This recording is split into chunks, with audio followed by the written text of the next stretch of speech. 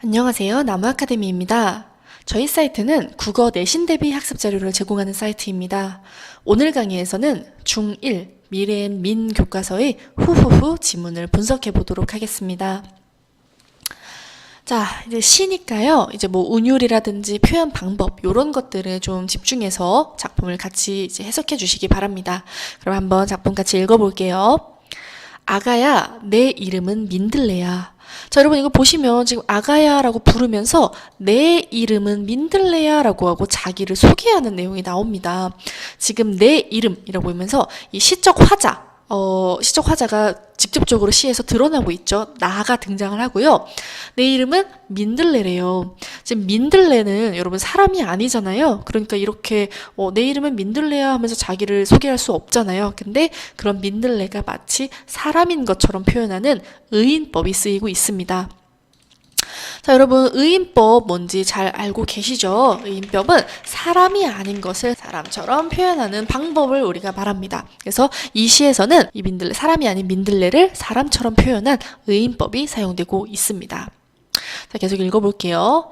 지난 겨울 너희 모자 끝에 달려있던 털방울 같지. 자, 뭐가 털방울 같다고 하는 거냐면요. 바로 민들레. 이 민들레가 너희 모자 끝에 달려있던 털방울 같다라고 제 자신의 모습을 빗대어 표현하고 있습니다. 자, 그런데 여러분 이거 어떤 비유법인지 혹시 아시겠나요? 여기 보시면 같지라고 표현되어 있죠? 우리가 뭐뭐처럼, 뭐뭐같이, 뭐뭐인 듯이 이런 식으로 그 표현 방법이 사용된 비유법을 지규법이라고 하죠. 그래서 지규법이 사용된 부분 확인할 수 있습니다. 자, 그래서 아가에게 자기 자신을 소개하는 민들레의 모습도 확인할 수 있었고요. 자, 작은 입술 뽀뽀하듯 내밀고 후후후 입김 부는 아가야. 자, 여기 또 한 번 듯 나왔습니다. 방금도 얘기했지만 이 듯 뭐라고요? 지규법이라고 했죠. 그래서 여러분 지규법은 다시 한번 정리하자면 뭐뭐처럼, 뭐뭐같이, 뭐뭐듯 또는 뭐뭐인 듯 이런 것들을 사용해서 직접적으로 비유하는 것을 말합니다. 그래서 이 작품 내에서 지규법, 은유법, 의인법 같은 것이 쓰인 어떤 특정한 구절들을 가지고서 다른 작품과 연계해서 내는 문제도 출제될 수 있거든요. 그래서 이러한 표현 방법은 꼭 정확하게 구분해서 기억을 해두시기 바랍니다. 그래서 작은 입술 뽀뽀하듯 내밀고 라고 하며 이제 아가가 입김을 불며 내밀고 있는 입술 모양을 뽀뽀하는 입술 모양에 빗대어 표현하고 있습니다. 자, 봄바람 같은 너의 숨결에, 자, 여기 같은 또 쓰였어요, 여러분. 지규법 쓰였습니다. 자, 여기에서의 봄바람은 뭘 빗대고 있는 거냐? 요거죠, 요거. 너의 숨결. 이 너의 숨결을 봄바람에 빗대어 지금 표현하고 있습니다. 자, 그래서 이 아가가 입술을 이렇게 뽀뽀하듯 내밀어서 후 입김을 분 거예요. 민들레를 향해서. 그러면 어떻게 된다? 나는 세상에서 제일 작은 낙하산 되어 날아가지라고 이제 표현을 하고 있습니다. 그래서 지금 민들레가 자신의 모습을 또 낙하산이다라고 표현을 하고 있는데요. 이 낙하산, 이건 은유죠, 여러분. 그래서 은유, 지규와 구분되는 은유도 꼭 기억을 해두시기 바랍니다. 자, 지금 이거 무슨 얘기냐면요. 이 부분을 이제 저희 교과서 본문에 줄글로 제시된 부분이 있어요. 그래서 줄글로 표현하는 것과 이렇게 시로 표현하는 건 무슨 차이가 있어요? 라는 그거에 대해서 리듬감을 느낄 수 있고 분위기를 형성할 수 있다라고 하는 운율의 효과, 묻는 문제가 출제될 수 있으니까 같이 기억을 해두시기 바랍니다. 자, 멋지게 착륙하여 내년에 다시 널 만나러 올게. 지금 아가가 민들레 후 불면은 이 민들레 씨앗이 후루룩 낙하산 되어 날아가잖아요. 그렇게 잘 착륙해서 다시 한번 꽃을 피워서 다시 널 만나러 오겠다라고 하는 이 민들레가 아가에게 약속을 하고 있네요. 자, 그때는, 여기서 말하는 그때는 여기서 우리가 다시 만날 그 내년을 가리키는 표현입니다. 내년에는 너의 숨결도 좀 더 힘차고 따뜻하게 자라있을 테지. 왜일까요? 아기가 내년에는 더 컸을 테니까요. 그래서 내년 봄에는 후후 2번만 불어도 나는 날아갈 테지. 아가의 입김이 세졌기 때문에 이번에는 지금 후후후 하고 열심히 불어서 날아갔지만 내년에는 후후 2번만 불러도 내가 날아갈 것 같다. 라고 말하고 있어요. 그래서 아가의 성장을 또 이야기를 하고 있네요. 그래서 여기 올해는 후후후, 내년엔 후후 이렇게 글자 수의 차이를 통해서 아가가 성장할 거라는 그 민들레의 긍정적 인식, 이 희망과 기대 이런 것들을 보여주고 있는 이제 시였습니다. 자, 이제 또 뒤에 나와 있는 노랫말 하나 보겠습니다. 러브 블러썸이라는 노래인데요. 자, 보시면 따사로운 봄빛에 사랑이 녹아요. 살랑대는 바람에 사랑이 불어요. 자, 지금 이런 식으로 뭐뭐의 사랑이 녹아요, 뭐뭐의 사랑이 불어요. 반복되는 표현을 통해서 리듬감, 운율 형성하고 있는 거 우리가 확인할 수 있고요. 오늘 같은 바람이 불면 제일 먼저 떠올라요. 그대만 그대만 그대만. 자, 이 밑에 또 오늘 같은 바람이 불면 하면서 이렇게 반복되는 거 나와 있어요. 확인해 두시고요. 팝콘 같은 꽃잎이 저 높이 날아요. 자, 여기 또 다시 같은 쓰였어요. 직유법이죠, 직유법. 그래서 우리가 팝콘 같은 꽃잎, 이 꽃잎을 팝콘에 빗대어 표현하는 그 직유법 확인할 수 있습니다. 자, 그런데 또 밑에 그대가 나의 봄이죠. 자, 여기서는 그대, 이 그대를 나의 봄이다 라고 표현하면서 은유법이 등장합니다. 그래서 여러분 이 직유와 은유 정확하게 기억을 해 두셔야 되는데요. 아까도 말했지만 직유는 뭐뭐처럼 뭐뭐같이 뭐뭐인 듯을 가지고서 표현을 한다고 했죠. 은유가 주로 표현되는 방식은요. A는 B다의 형식이에요. 그래서 그대가 나의 봄이다. 그런데 참고로 이 A는 이제 생략될 수도 있다는 거 기억을 해 두시기 바랍니다. 자, 네, 그래가지고 이렇게 내용도 같이 살펴보았고요. 그러면 이 다음으로 포스터 한번 같이 보겠습니다. 자, 헌혈은 구명조끼입니다. 제가 방금 직전에 말했죠. A는 B다의 형태를 가진 거 은유법이라고 했거든요. 여기 지금 은유법이 쓰였어요. 자, 그럼 왜 이렇게 헌혈은 구명조끼다라고 이런 비유법을 써가지고 지금 표현을 하고 있냐? 자, 헌혈은 환자의 생명을 구해주는 것이잖아요. 그래서 이 물에 빠졌을 때 생명을 지켜주는 구명조끼와 유사한 점이 있다는 거죠. 그래서 그 유사한 점을 바탕으로 비유법 사용하고 있는 거고요. 자, 노래하는 봄, 손짓하는 꽃잎. 자, 여러분, 봄이 사람도 아닌데 노래를 할 수가 있나요? 그리고 꽃잎이 사람도 아닌데 손짓을 할 수가 있나요? 절대 그렇지 않죠. 그런데 이렇게 사람이 아닌 존재들을 마치 사람처럼 표현하는 의인법을 쓰고 있어요. 왜냐? 그렇게 한다면 꽃잎이 흩날리는 즐거운 봄꽃 축제의 분위기를 더욱 효과적으로 전달할 수 있기 때문입니다. 그래서 생동감 있게 느끼게 할 수 있는 효과를 주기 위해서 이렇게 의인법 사용했다라는 것 우리가 확인할 수 있습니다. 자, 여기 지금 연계 작품도 우리 좀 같이 볼게요. 그러니까 문제가 같이 나올 수 있는 작품 얘기하는 건데요. 이 윤동주의 반딧불이라는 것에서는 이런 거 가자 가자 가자 요런 거를 반복하면서 운율을 형성하고 있는 거 반복을 통해 운율을 형성하고 있다라고 이야기되어 있고요. 자, 금은밤 반딧불은 부서진 달조각 이것도 이제 비유죠, 여러분. 그래서 비유법 사용해서 참신하게 표현하고 있다 하는 것들 공통적으로 문제가 출제가 됐고요. 여기서도 윤동주의 나무에서도 나무가 춤을 춘다라고 하는 의인법 사용되었습니다. 그래서 의인법 사용해서 참신하고 친근한 느낌을 주는 부분 확인하시면 되겠습니다. 제재 정리. 자, 주제. 아가가 잘 자라기를 바라는, 아가가 성장하기를 바라는 민들레의 마음 나와 있었고요. 그래서 민들레를 의인화하여서 말을 건네는 방식 활용하고 있다는 거. 운율을 형성하기 위해서는 비슷한 소리나 특정 종결 어미를 반복하고 있는 거. 그리고 직유, 은유, 의인법 등의 다양한 비유법이 사용되었다는 거 우리가 확인할 수 있었습니다. 그리고 여러분 요거는 그냥 이제 참고로 좀 기억해 두시면 되는 건데요. 이제 의인법과 많이 헷갈리는 게 화류법이 있어요. 그래서 의인법은 사람이 아닌 대상을 사람에 빗대어 표현하는 건데 화류법은 그게 아니라 뭐냐면요. 무생물을 생물인 것처럼 표현하는 거예요. 꼭 사람이 아니라 살아있는 것처럼 표현하는 겁니다. 그래서 뭐 이제 헐헐헐 깃을 치는 청산이라든지 이런 식으로 표현하는 걸 우리가 화류법이라고 합니다. 자, 그러면 우리 문제 한번 같이 풀어보도록 할게요. 여러분 1번 문제 같이 풀어보겠습니다. 여러분 영상 잠시 일시정지하고 문제 풀어봐 주시기 바랍니다. 네, 운율과 비유에 대한 설명으로 옳지 않은 것을 묻는 문제인데요. 답은 5번이 되겠죠.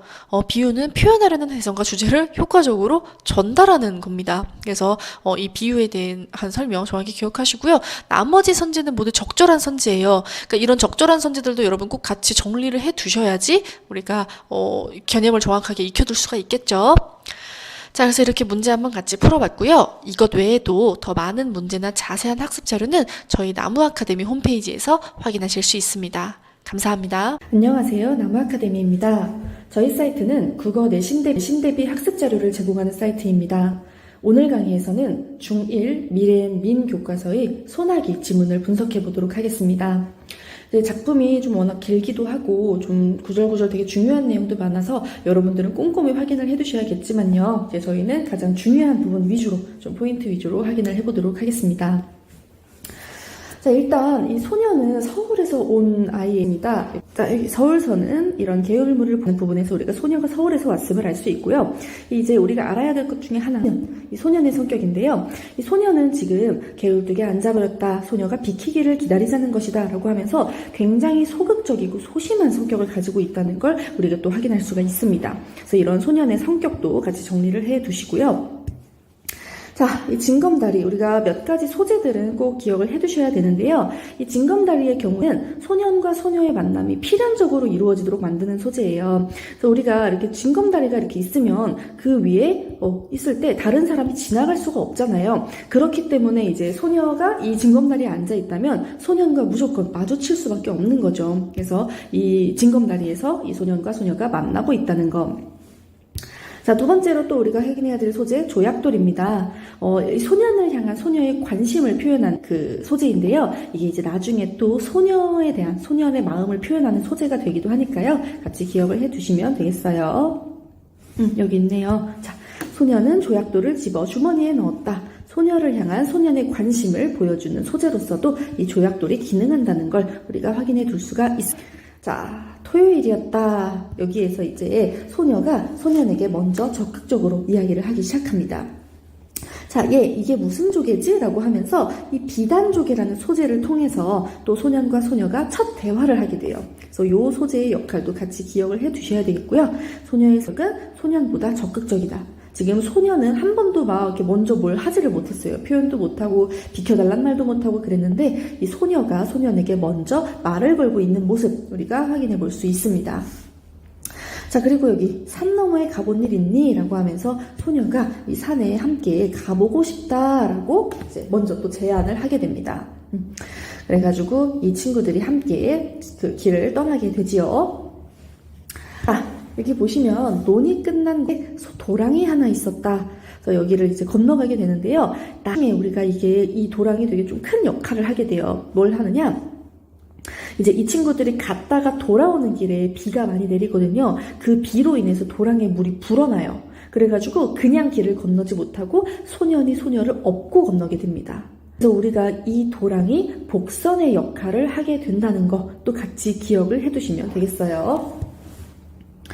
그래서 굉장히 서로 사이좋게 놀고 있는 모습들이 계속 나와요. 그래서 막 이게 뭐죠? 무를 먹는데 소녀가 맛없다고 하니까 아이고 나도 참 맛없어 못 먹겠다 이렇게 하면서 자기가 소녀와 같은 생각이라는 걸 보여주려고 막 따라하는 그런 행동들도 나오고요.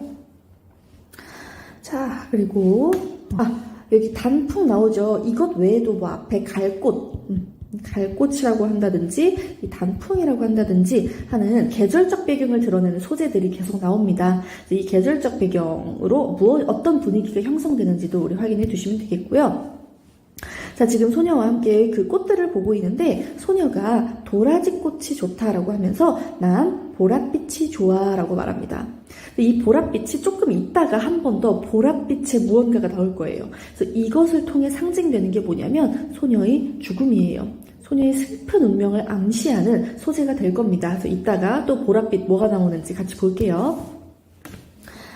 지금 여기 또 중요한 소재 하나 나오는데요. 여기 보시면 소녀의 모습을 뭐라고 비유를 하고 있느냐? 꽃목금 같다라고 표현해요.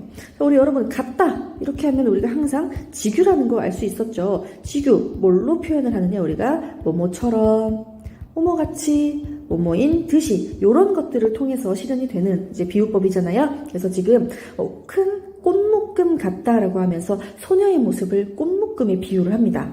근데 이 꽃묶음이 있다가 어떻게 되는지를 또 확인을 하셔야 돼요. 나오면 바로 또 말씀드릴게요. 자, 이렇게 친구들이 잘 놀고 있었는데 갑자기 어떤 그 농부가 소나기가 올라 얼른 집에 가거라 라고 말합니다. 그래서 하늘을 보니까 정말로 먹구름이 머리 위에 와 있는 거예요.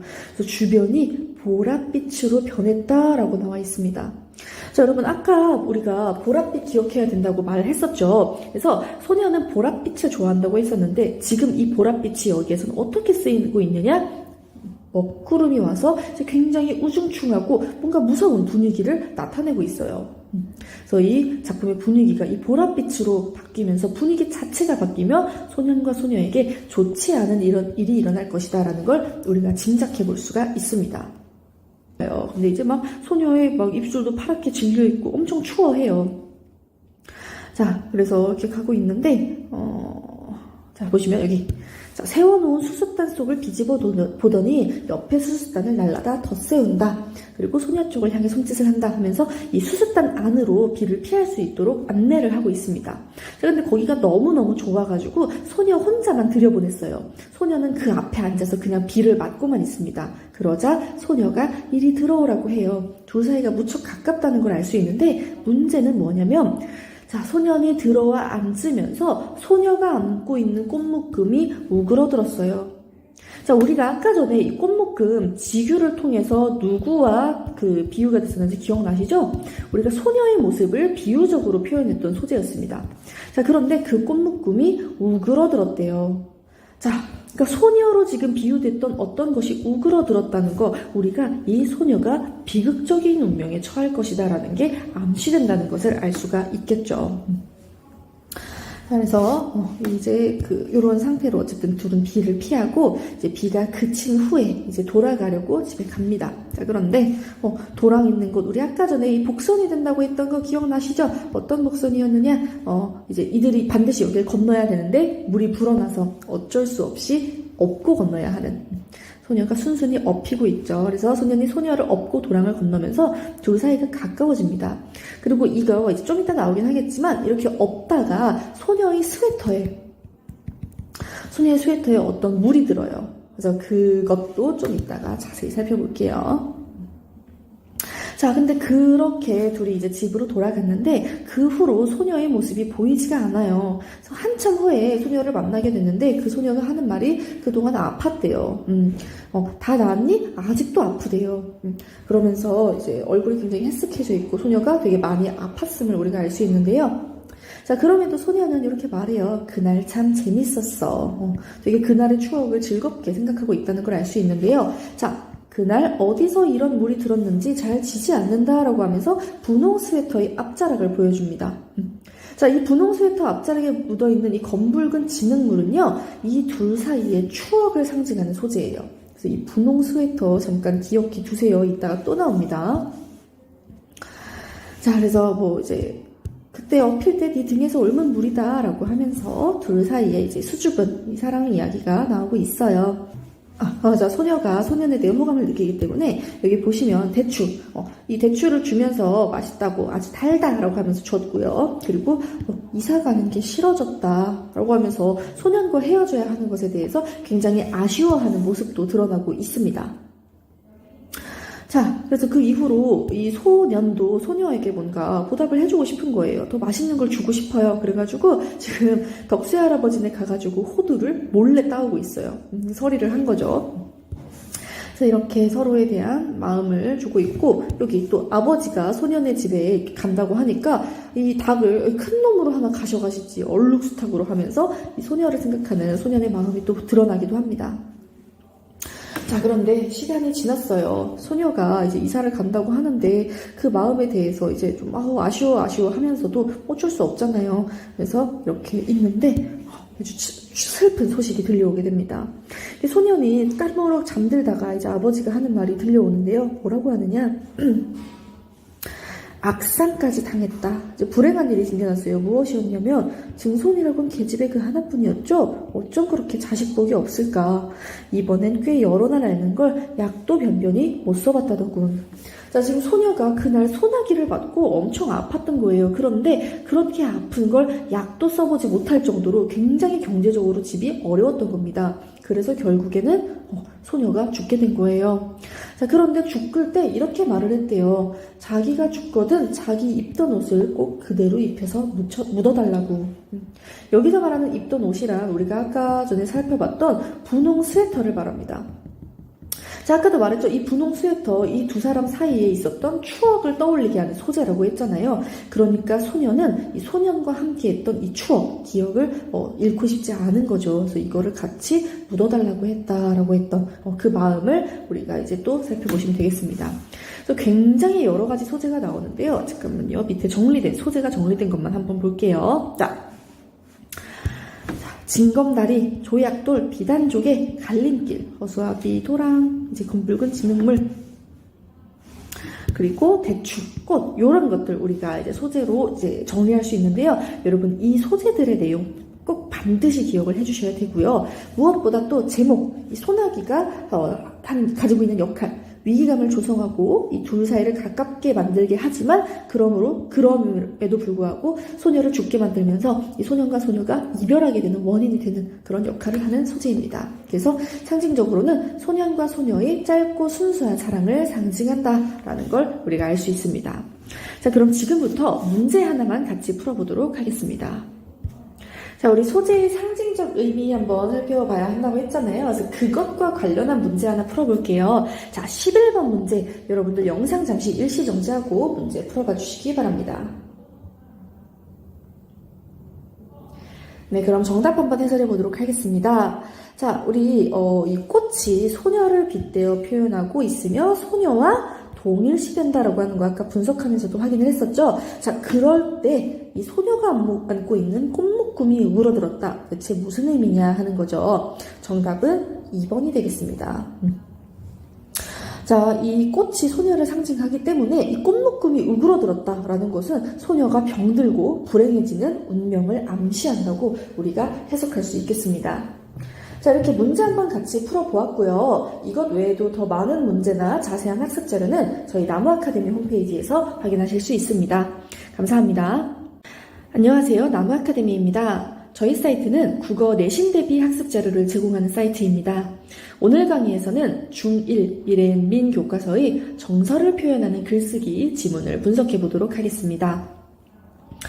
자, 지금 여기에 이제 나의 형벌이라고 하는 학생 글이 나오는데요. 이 글 내용 이제 짧으니까요. 한번 구체적으로 살펴볼게요. 우리가 이 글에서 확인해야 되는 거는 굉장히 재미있고 참신한 좀 표현 방식을 확인해 두시면 되겠습니다. 자, 우리 시작 부분 보시면요. 176계단. 그러니까 엘리베이터 교체 공사를 하고 있어요. 그래가지고 이 학생이 엘리베이터를 이용하지 못하고 계단으로 왔다 갔다 해야 되는 상황을 이제 얘기합니다. 그래서 무려 12층까지 올라가야 하는데 그 계단 수를 세니 176계단이래요. 근데 이 학생이 뭐라고 표현하느냐? 나는 176개의 형벌을 하루에 2-3번씩 견뎌야 한다라고 말하고 있습니다. 그러니까 이 176개의 형벌은 사실 뭘 표현하는 것이냐? 176개의 계단을 표현하는 거죠. 자, 여러분, 우리 이런 비유 혹시 뭐라고 하는지 기억나실까요?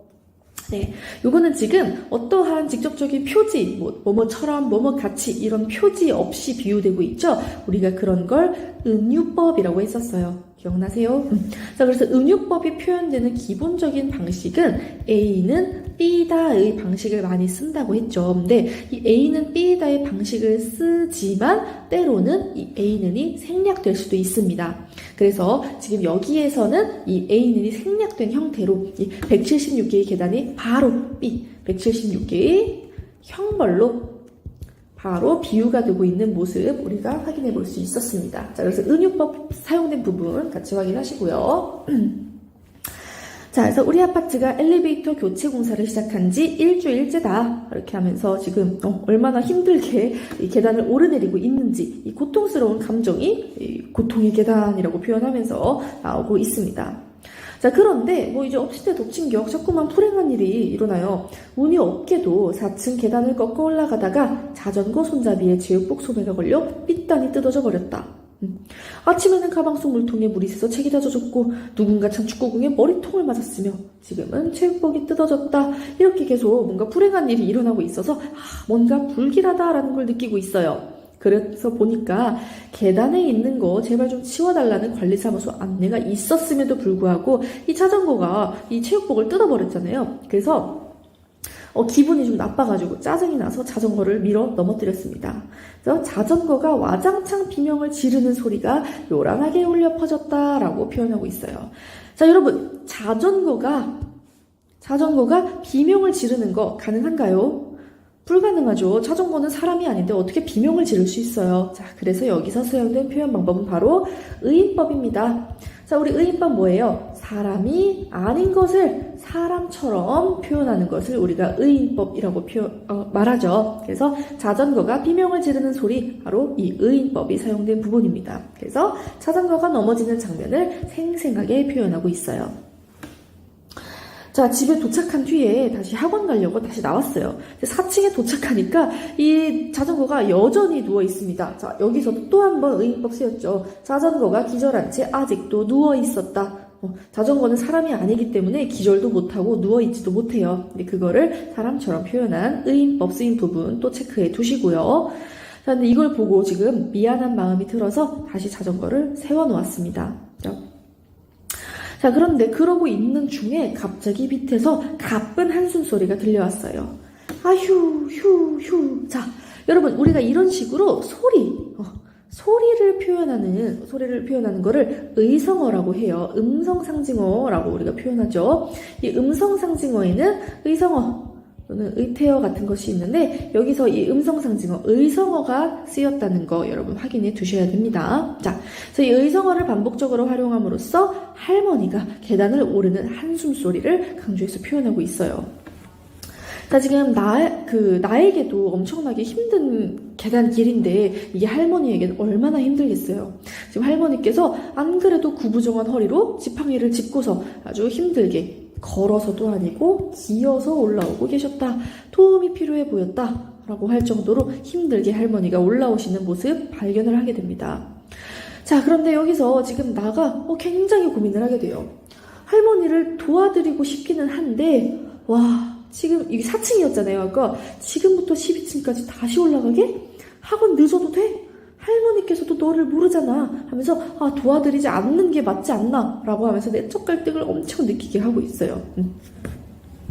자, 또 아이고 으휴 하면서 가쁜 숨소리가 이제 퀴천을 지나가면서 할머니가 올라가시는 걸 기다리고 참고 있는데 그 조금만이 시간여행이라도 하듯이 무척 길게 내 가슴 속에서 고통쳤다라고 나옵니다. 자, 여러분 여기 드시 우리 이거 뭐라고 했죠? 직유법입니다. 자, 지금 할머니가 기다리는 그 조금만이 시간여행이라도 하는 것처럼 무척 길게 느껴졌다라고 직유법 표현한 거 우리가 확인할 수 있어요. 자, 그래서 계속 내적 갈등하다가 결국 어떻게 느꼈느냐? 176개의 형벌이라고? 아니야. 이렇게 너를 속이며 숨어있는 게 너에게는 더한 형벌이야 라고 표현합니다. 자, 그러니까 계단 오르는 것도 정말 형벌처럼 고통스러웠어요. 그런데 그것보다 뭐가 더 고통스럽느냐? 바로 할머니를 도와드리지 않는 거를 도와드리지 않는 거, 이게 더한 형벌이라는 거예요. 그래서 이거를 참는 그 마음이 너에게 더한 형벌이다 라고 이야기를 하는 거예요. 그래서 결국엔 어떻게 하느냐? 할머니 도와드리기로 결심합니다. 할머니, 저도 12층 살아요. 짐 들어드릴 테니 같이 가요. 이렇게 해서 할머니를 도와드렸어요. 자, 두 다리는 묵직했지만 마음은 엘리베이터를 타고 오르듯 가벼웠다. 자, 여기 또 쓰였죠? 자, 직유법 또 나왔습니다. 그래서 지금 올라가는 길을 너무너무 힘들어요. 그래서 신체적으로는 매우 고통스럽지만 지금 할머니를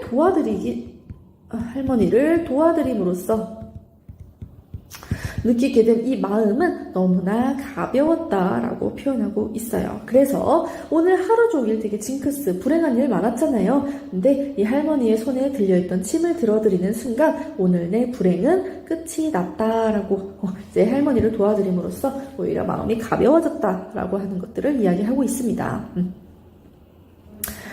자, 이렇게 이제 만화로도 표현이 되는데요. 사실 여기가 문제가 많이 나오진 않지만 안 나오진 않거든요, 여러분. 그래서 문제 어떤 거 나올 수 있냐면 이렇게 자신의 정서를 표현하는 글쓰기를 한 것을 만화로 표현할 때 이제 우리가 사용할 수 있는 거, 의성어, 의태어, 지문, 말풍선 등의 만화적 요소를 활용할 수 있다라는 거 우리가 기억을 해두시면 되겠습니다. 자, 정리된 것만 한번 잠깐 볼게요. 자, 우리가 이제 그 작품 속에서 나오지 않았던 것만 좀 확인할게요. 우리가 자신의 삶과 경험을 바탕으로 정서를 표현하는 글쓰기, 이런 걸 하면 뭐가 좋으냐? 그 과정에서 자기 이해의 깊이가 깊어지고 자신의 감정을 성찰함으로써 정서적으로 성숙해질 수 있습니다. 또한 그 글을 읽는 독자는요, 글에 나타난 정서에 감흥하면서 즐거움과 감동 느낄 수 있고요. 글 속의 삶을 간접적으로 체험하면서 자신의 경험을 확장할 수도 있습니다. 그래서 이런 효과 우리가 확인할 수 있고요. 자, 다음으로 글을 쓸 때 우리가 내용을 구체화하기 위해서 사용할 수 있는 방법은요. 첫 번째, 시간의 흐름입니다. 시간 순서에 따라서 일이 어떻게 시작됐고 어떻게 진행되는지를 전개하는 거예요. 두 번째, 원인과 결과입니다. 어떤 일이 일어난 까닭과 그로 인해서 벌어진 결과를 정리하는 겁니다. 다음으로 육하원칙이죠. 언제, 어디서, 누가, 무엇을 어떻게, 왜 경험하게 되었는지에 따라서 글을 정리하면 내용을 우리가 구체화해 볼 수 있습니다. 그래서 이거 뭐냐면요. 글을 이제 글감을 정하고 글을 구체화하는 과정을 가져야 되는데 그때 이 방법을 통해서 내가 겪었던 사건을 구체화해 보라는 거예요. 그래서 그렇게 구체화한 내용을 바탕으로 해가지고 글을 써라라는 표현을 해라라는 것들이 나와 있습니다. 자, 비유법도 우리가 같이 정리를 했었어요. 기억을 해두시면 되고요. 우리는 이제 같이 문제 한번 풀어보도록 하겠습니다. 네, 그럼 여러분 4번 문제 풀어보도록 하겠습니다. 이제 비유법과 관련된 문제죠. 여러분들은 영상을 일시정지하고 문제 풀어봐 주시기 바랍니다. 네, 그럼 문제 한번 같이 풀어보도록 하겠습니다. 자, 글쓴이가 계단을 오르내리는 것을 빗대어 표현한 대상 무엇이었냐? 바로 형벌이었죠. 글쓴이가 176개의 계단을 반복적으로 오르는 것이 너무 힘들고 고통스럽다. 굉장히 반복적으로 감내해야 된다라는 그 상황을 이제 빗대어 형벌로 표현을 했던 것 우리가 확인을 할 수가 있었습니다. 자, 그래서 이런 식으로 그 표현 방법 물어보는 문제 많이 나와요. 여기도 지금 표현 방법에 대한 설명, 그래서 비유법이죠. 어쨌든 의인법에 대한 문제도 나왔었고요. 여기도 이제 표현의 특징, 시간 여행이라도 하듯이 이런 식으로 비유를 사용한 부분 묻는 거. 그래서 이렇게 이 글에서는 표현법 묻는 문제 많이 나오니까요. 좀 잘 정리해 두시기를 추천드립니다. 자, 이렇게 문제 한번 같이 풀어보았고요. 이 외에도 더 많은 문제나 자세한 학습 자료는 저희 나무아카데미 홈페이지에서 확인하실 수 있습니다. 감사합니다. 안녕하세요. 나무아카데미입니다. 저희 사이트는 국어 내신 대비 학습 자료를 제공하는 사이트입니다. 오늘 강의에서는 중1 미래엔 추론하며 읽기 지문을 같이 분석해 보도록 하겠습니다. 이 지문에서는 이제 보시면 이런 식으로 계속해서 추론하는 과정이 나오고 있습니다. 그래서 이 추론하는 과정을 여러분들이 같이 느끼면서 함께 추론하면서 읽는 게 굉장히 중요합니다. 자, 그러면 지문 한번 같이 보도록 하겠습니다. 자, 인공지능 기술의 도입. 우리가 경계해야 하는 것은 무엇일까요? 지금 부제목에 우리가 경계해야 하는 것은 무엇일까요? 라고 나와 있는데요. 우리가 이 경계라는 단어를 통해서 글쓴이의 관점을 추측할 수가 있습니다. 자, 국어사전에서 경계의 뜻을 찾아보면 뜻밖의 사고가 생기지 않도록 조심하여 단속하는 것이라고 나와 있다고 해요. 자, 그렇다는 건 우리가 이 글쓴이는 이 경계라는 단어를 통해서 이 인공지능 기술의 도입을 좀 조심스럽게 우리가 바라보아야 한다라고 하는 그 관점을 확인할 수가 있겠죠. 자, 처음 부분 보겠습니다. 요즘 다양한 곳에서 인공지능 기술이라는 말을 들을 수 있습니다. 지금 인공지능 기술이라는 중심 화제가 제시됐는데요. 이 인공지능 기술의 뜻, 인공지능이란 무엇일까요? 하면서 뜻을 설명해주고 그걸 통해서 뭘 할 수 있는지도 같이 제시가 되어 있습니다. 자, 그래서 이런 것을 보았을 때 인공지능 기술이 정말 좋다, 편리하다. 그래서 여러 가지 사례를 통해서 실제로 어떻게 편리해졌는지 인공지능 기술의 도입으로 편리해진 사례들을 제시하고 있는데요. 그렇게 먼저 편리한 건 맞아요 라고 해놓고서 하지만 이라는 접속어가 등장합니다. 자, 그럼 우리가 이제 이 하지만을 통해서 이 뒤에는 편리함을 주는 게 아니라 문제를 일으킬 수도 있다라는 내용이 이어지겠구나 라는 거 추론해 볼 수 있습니다. 자, 실제로 인공지능 기술을 이용하면 편리한 점만 있을까요? 라고 하면서 아니라는 걸 우리가 예측할 수 있게 해주죠. 자, 그러면 어떤 점에서 인공지능 기술 도입이 이제 편리함이 아니라 어려운 점도 있는 것인지 여기 하나씩 사례 보도록 하겠습니다. 문제점 볼게요. 첫 번째. 자, 인공지능 기술을 도입하면 사람들의 일자리가 감소할 수 있다라고 하면서 이 문제점 첫 번째 얘기를 하고 있습니다.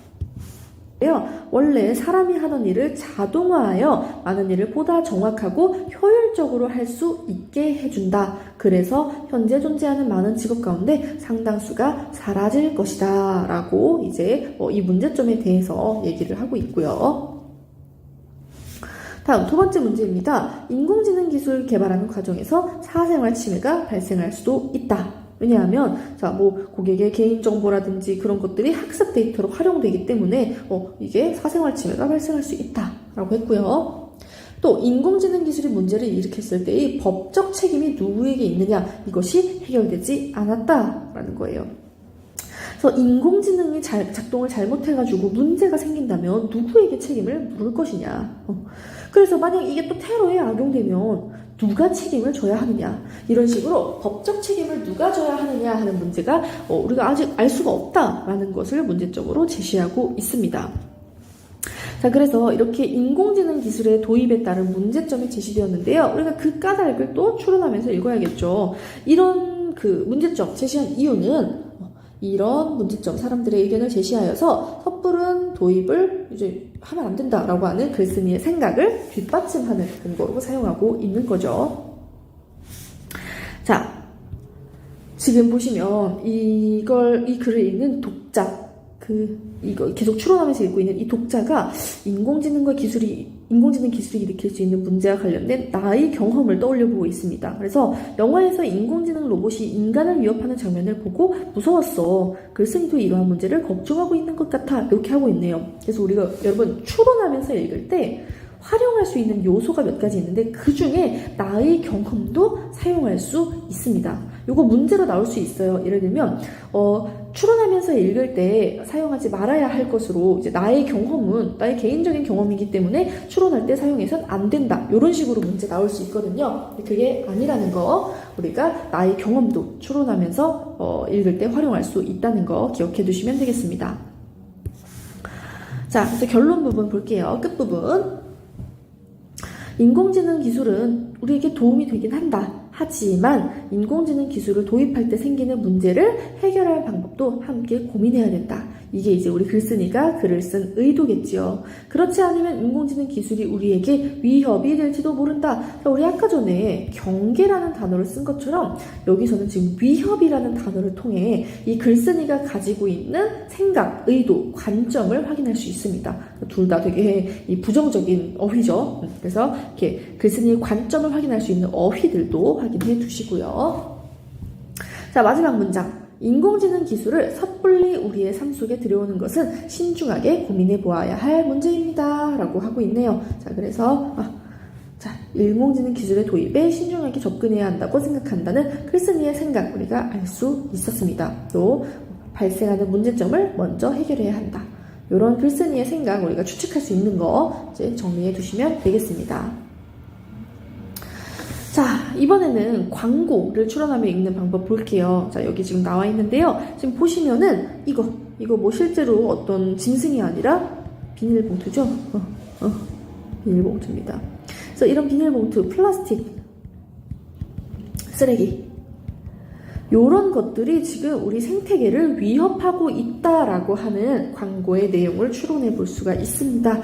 그래서 어떤 광고를 보고 그 광고의 화제, 그리고 그 광고를 추론한 거에 활용한 단서들까지 정리를 해봐야 되는데요. 자, 여기 보세요. 비닐봉지로 맹수의 얼굴을 표현한 까닭이 무엇일까? 플라스틱 쓰레기가 생태계를 위협한다는 것을 강조하려고 라고 추론을 할 때 우리는 우리의 배경 지식을 사용했을 겁니다. 다음으로 그리고 여기 보세요. 한국의 연간 플라스틱 소비량과 플라스틱을 먹고 죽은 코끼리 수를 함께 제시한 까닭은 무엇일까? 생태계에 미치는 악영향을 강조하기 위해서. 자, 이거 여러분 어디 나와 있었냐면요. 여기 밑에. 여기 나와 있었어요, 여기. 그래서 이 광고에 나타난 정보도 우리가 추론을 할 때 사용할 수 있는 단서가 되겠습니다. 자, 이를 통해서 우리는 이 광고의 의도는 플라스틱 쓰레기 사용량을 줄여야 한다고 설득하는 의도 가지고 있다는 걸 알 수 있고요. 그리고 이 플라스틱 쓰레기를 바라보는 관점은 어떻느냐? 플라스틱 쓰레기를 부정적으로 생각하고 있다는 것도 확인할 수 있었습니다. 자, 다음 광고는 이거예요. 어떤 음악을 연주하고 계십니까? 라고 하면서 이 층간소음 문제가 나에겐 일상일 수 있어도 이웃에겐 소음일 뿐이다 라는 걸 이야기하고 있어요. 자, 그래가지고 지금 보시면 굉장히 참신한 방법으로 이 층간소음에 대해서 표현을 하고 있죠. 네, 요즘 보시면 이제 나에겐 음악인 소리가 이웃에게는 소음일 뿐이라는 문구, 이것을 통해서 이 층간소음을 줄이자고 독자를 설득하고 있는 내용 우리가 확인해 볼 수 있었습니다. 자, 그래가지고요 여러분, 이 추론을 하면서 읽을 때 우리가 활용할 수 있는 건 독자의 지식, 경험, 배경 지식 이런 것들을 활용할 수 있다라는 거, 그리고 단어, 문장, 시각자료 등 글에 나타난 정보도 활용할 수 있다라는 거 이렇게 확인해 두시면 되겠습니다. 그래가지고 우리가 정리, 이제 배경 지식과 글에 나타난 정보, 이것이 우리가 추론하며 읽을 때 사용할 수 있는 단서가 되겠어요. 자, 이렇게 담화 표지라는 것도 우리 같이 확인을 해 두셔야 됩니다. 이렇게 담화 상황에서 화자의 발화 의도나 심리적 태도를 효과적으로 전달하기 위해 쓰이는 연결어, 어미, 접속어 등을 우리가 담화 표지라고 하는데요. 그래서 앞으로 뭐뭐 할 것입니다. 이번 시간에는 이걸 설명해 보려 합니다. 이러면서 이렇게 예고하는 표지가 있을 수 있고요. 예를 들어 같이 예시를 드는 표지 있을 수 있고요. 중요한 것은 강조하자면 하는 식의 강조하는 표지, 그리고 열거할 때 쓰는 표지, 첫째, 둘째 이런 것들 우리가 있습니다. 그래서 이러한 담화 표지들도 정리를 해두시면 되겠습니다. 자, 마지막으로 그래서 이렇게 추론하며 읽으면 뭐가 좋나요? 이제 추론하며 읽기라는 건 글에 드러나지 않은 내용을 미루어 생각하며 읽는 건데요. 이렇게 하면 뭐가 좋냐면 글쓴이가 글에서 전달하려는 내용이 무엇인지 분명하게 알 수 있고요. 글의 내용을 더 깊이 있게 이해할 수 있습니다. 자, 그러면 이것과 관련해서 문제 한번 같이 풀어보도록 하겠습니다. 자, 6번 문제 한번 풀어보도록 할게요. 이제 보기는 이 글을 읽으며 추론할 때 활용한 단서이다. 이에 대한 설명으로 알맞지 않은 것은 이라고 나와 있죠. 여러분들은 이제 영상 잠시 일시 정지하고 문제 풀어봐 주시기 바랍니다.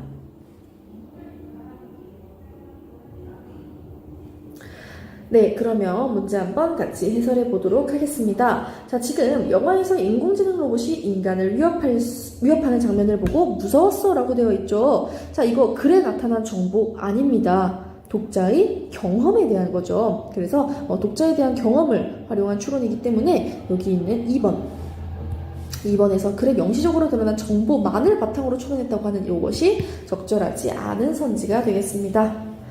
자, 여러분 이렇게 문제 한번 같이 풀어보았고요. 이것 외에도 더 많은 문제나 자세한 학습 자료는 저희 나무아카데미 홈페이지에서 확인하실 수 있습니다. 감사합니다. 안녕하세요. 나무아카데미입니다. 저희 사이트는 국어 내신 대비 학습 자료를 제공하는 사이트입니다. 오늘 강의에서는 중1 미래엔 교과서의 추론하며 듣기 지문을 분석해 보도록 하겠습니다. 자, 이 추론하며 듣기에서는 이런 식으로 담화 상황을 제시하고 이거에 대해서 이제 화자의 의도를 추론하는 문제가 대부분 나옵니다. 그래서 지금 여기 나와 있는 상황 맥락이라고 하는 게 무엇인지를 여러분 파악을 해 두셔야 되는데요. 자, 상황 맥락이라고 하는 것은 이제 화자와 이제 청자, 이제 뭐 화자의 청자의 관계나 화자의 청자의 그 대화가 이루어지는 시간 또는 그 대화가 이루어지는 장소, 요런 것들을 이제 우리가 고려하는 것을 이제 상황 맥락을 고려한다고 말합니다. 자, 그래서 여기서도 보시면은 지금 많이 불편하세요라고 하는 똑같은 발화가 지금 이루어지고 있는데요. 같은 발화라 하더라도 이 상황 맥락에 따라서 완전히 다른 의도를 가지고 있을 수 있습니다. 그래서 의미가 다를 수가 있어요. 그래서 보시면 지금 여기 있는 이 가의 화자와 청자는 이제 신발 가게의 점원과 손님의 관계이죠. 자, 그래서 이것이 이루어지는 장소도 신발 가게예요.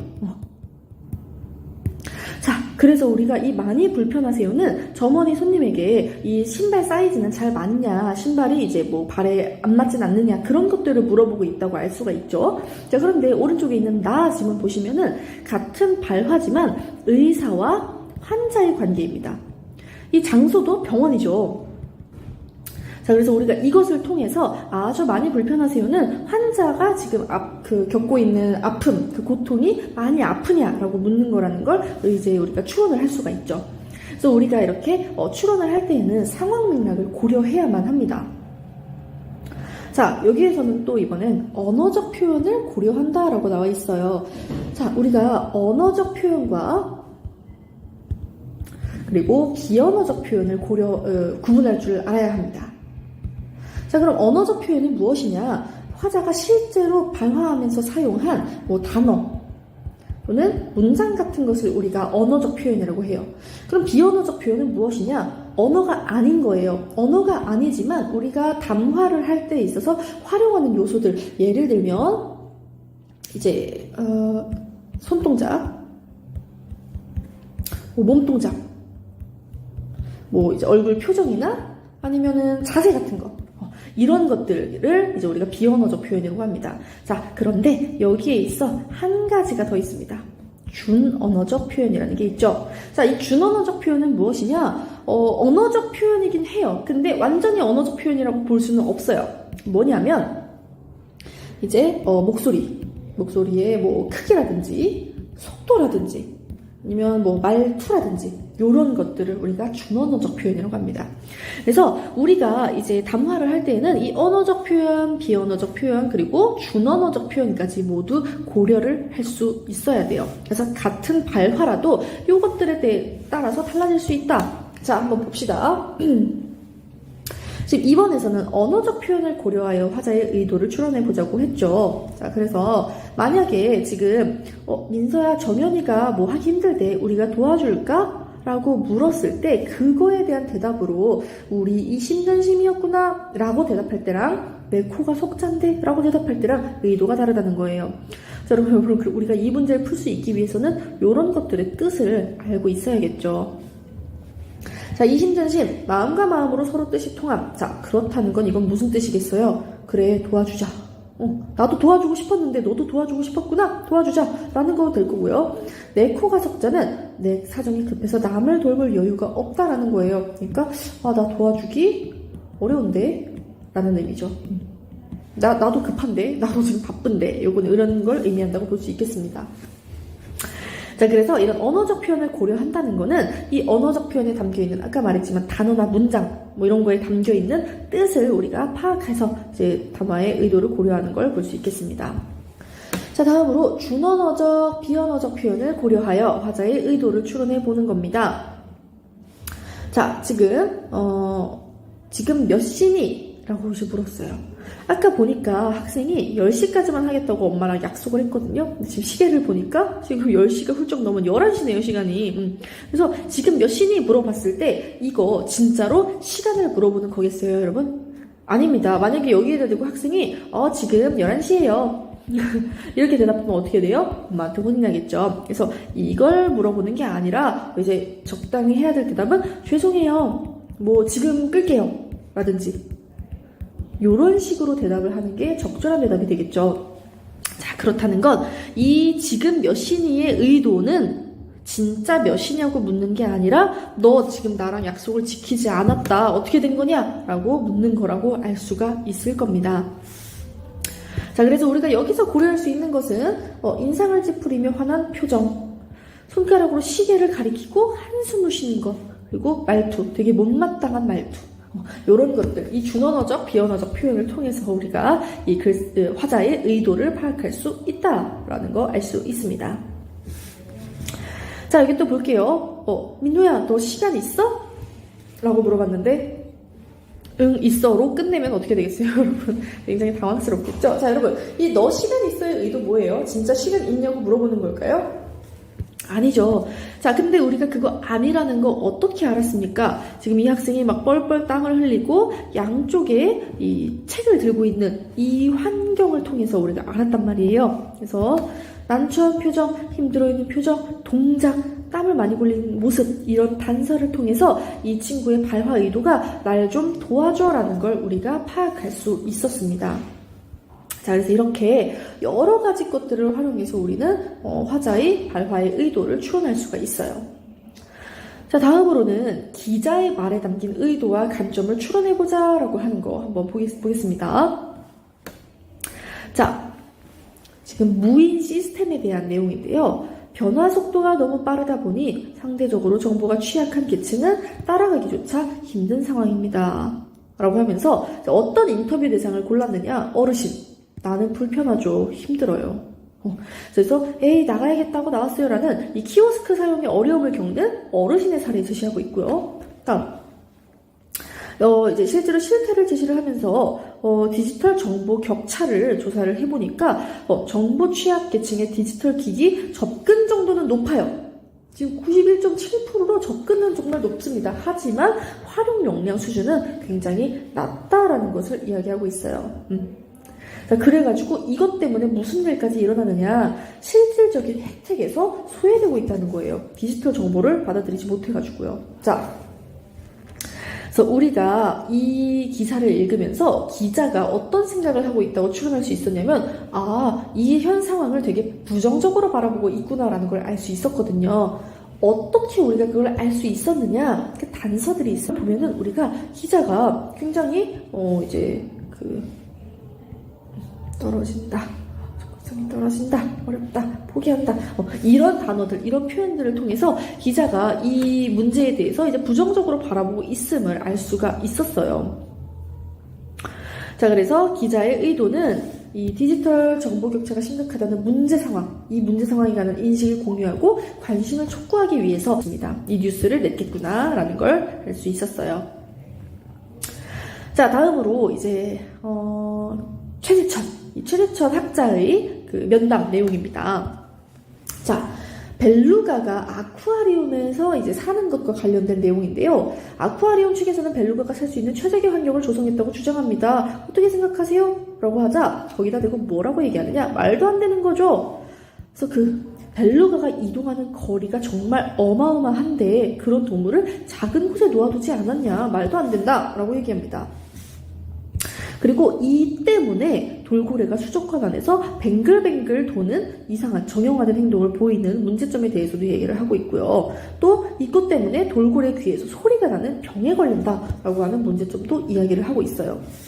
자, 그러자 그럼 다른 동물들도 풀어줘야 되나요? 라고 하자 그건 아니라는 점을 얘기하고 있어요. 뭐라고 했냐면 올챙이가 어항에 놔뒀다고 해서 질이 갑자기 떨어지는 건 아니거든요. 라고 하면서 이 기준, 어떻게 우리가 이걸 판단해야 하냐라는 그 기준에 대해서 동물들의 인지 능력과 상태에 따라 판단해야 한다라는 걸 얘기하고 있습니다.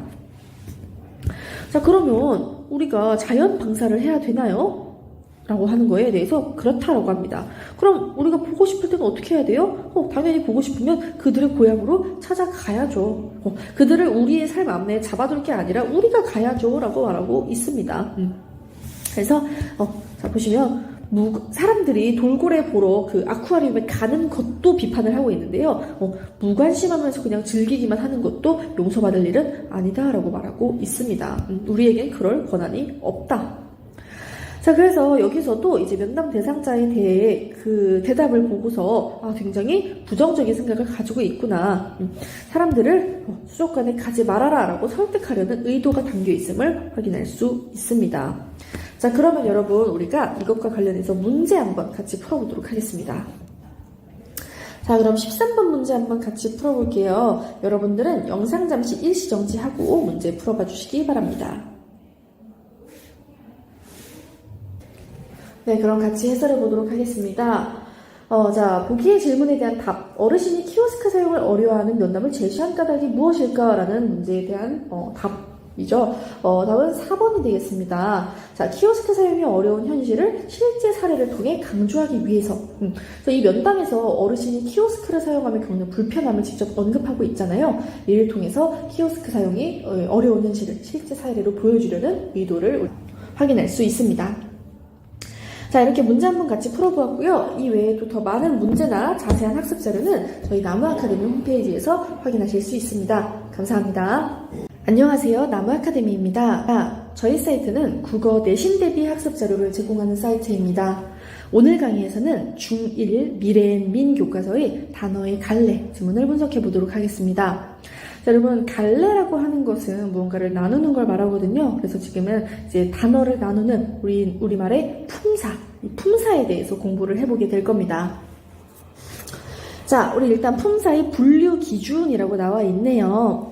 자, 보시면 지금 첫 번째 품사의 분류 기준으로는 형태의 변화 여부를 얘기하고 있습니다. 형태가 변하는 것이 있고 변하지 않는 것이 있다는 거죠. 자, 지금 보시면 사과는 변하지 않아요. 어떤 곳에서든 사과라고 쓰입니다.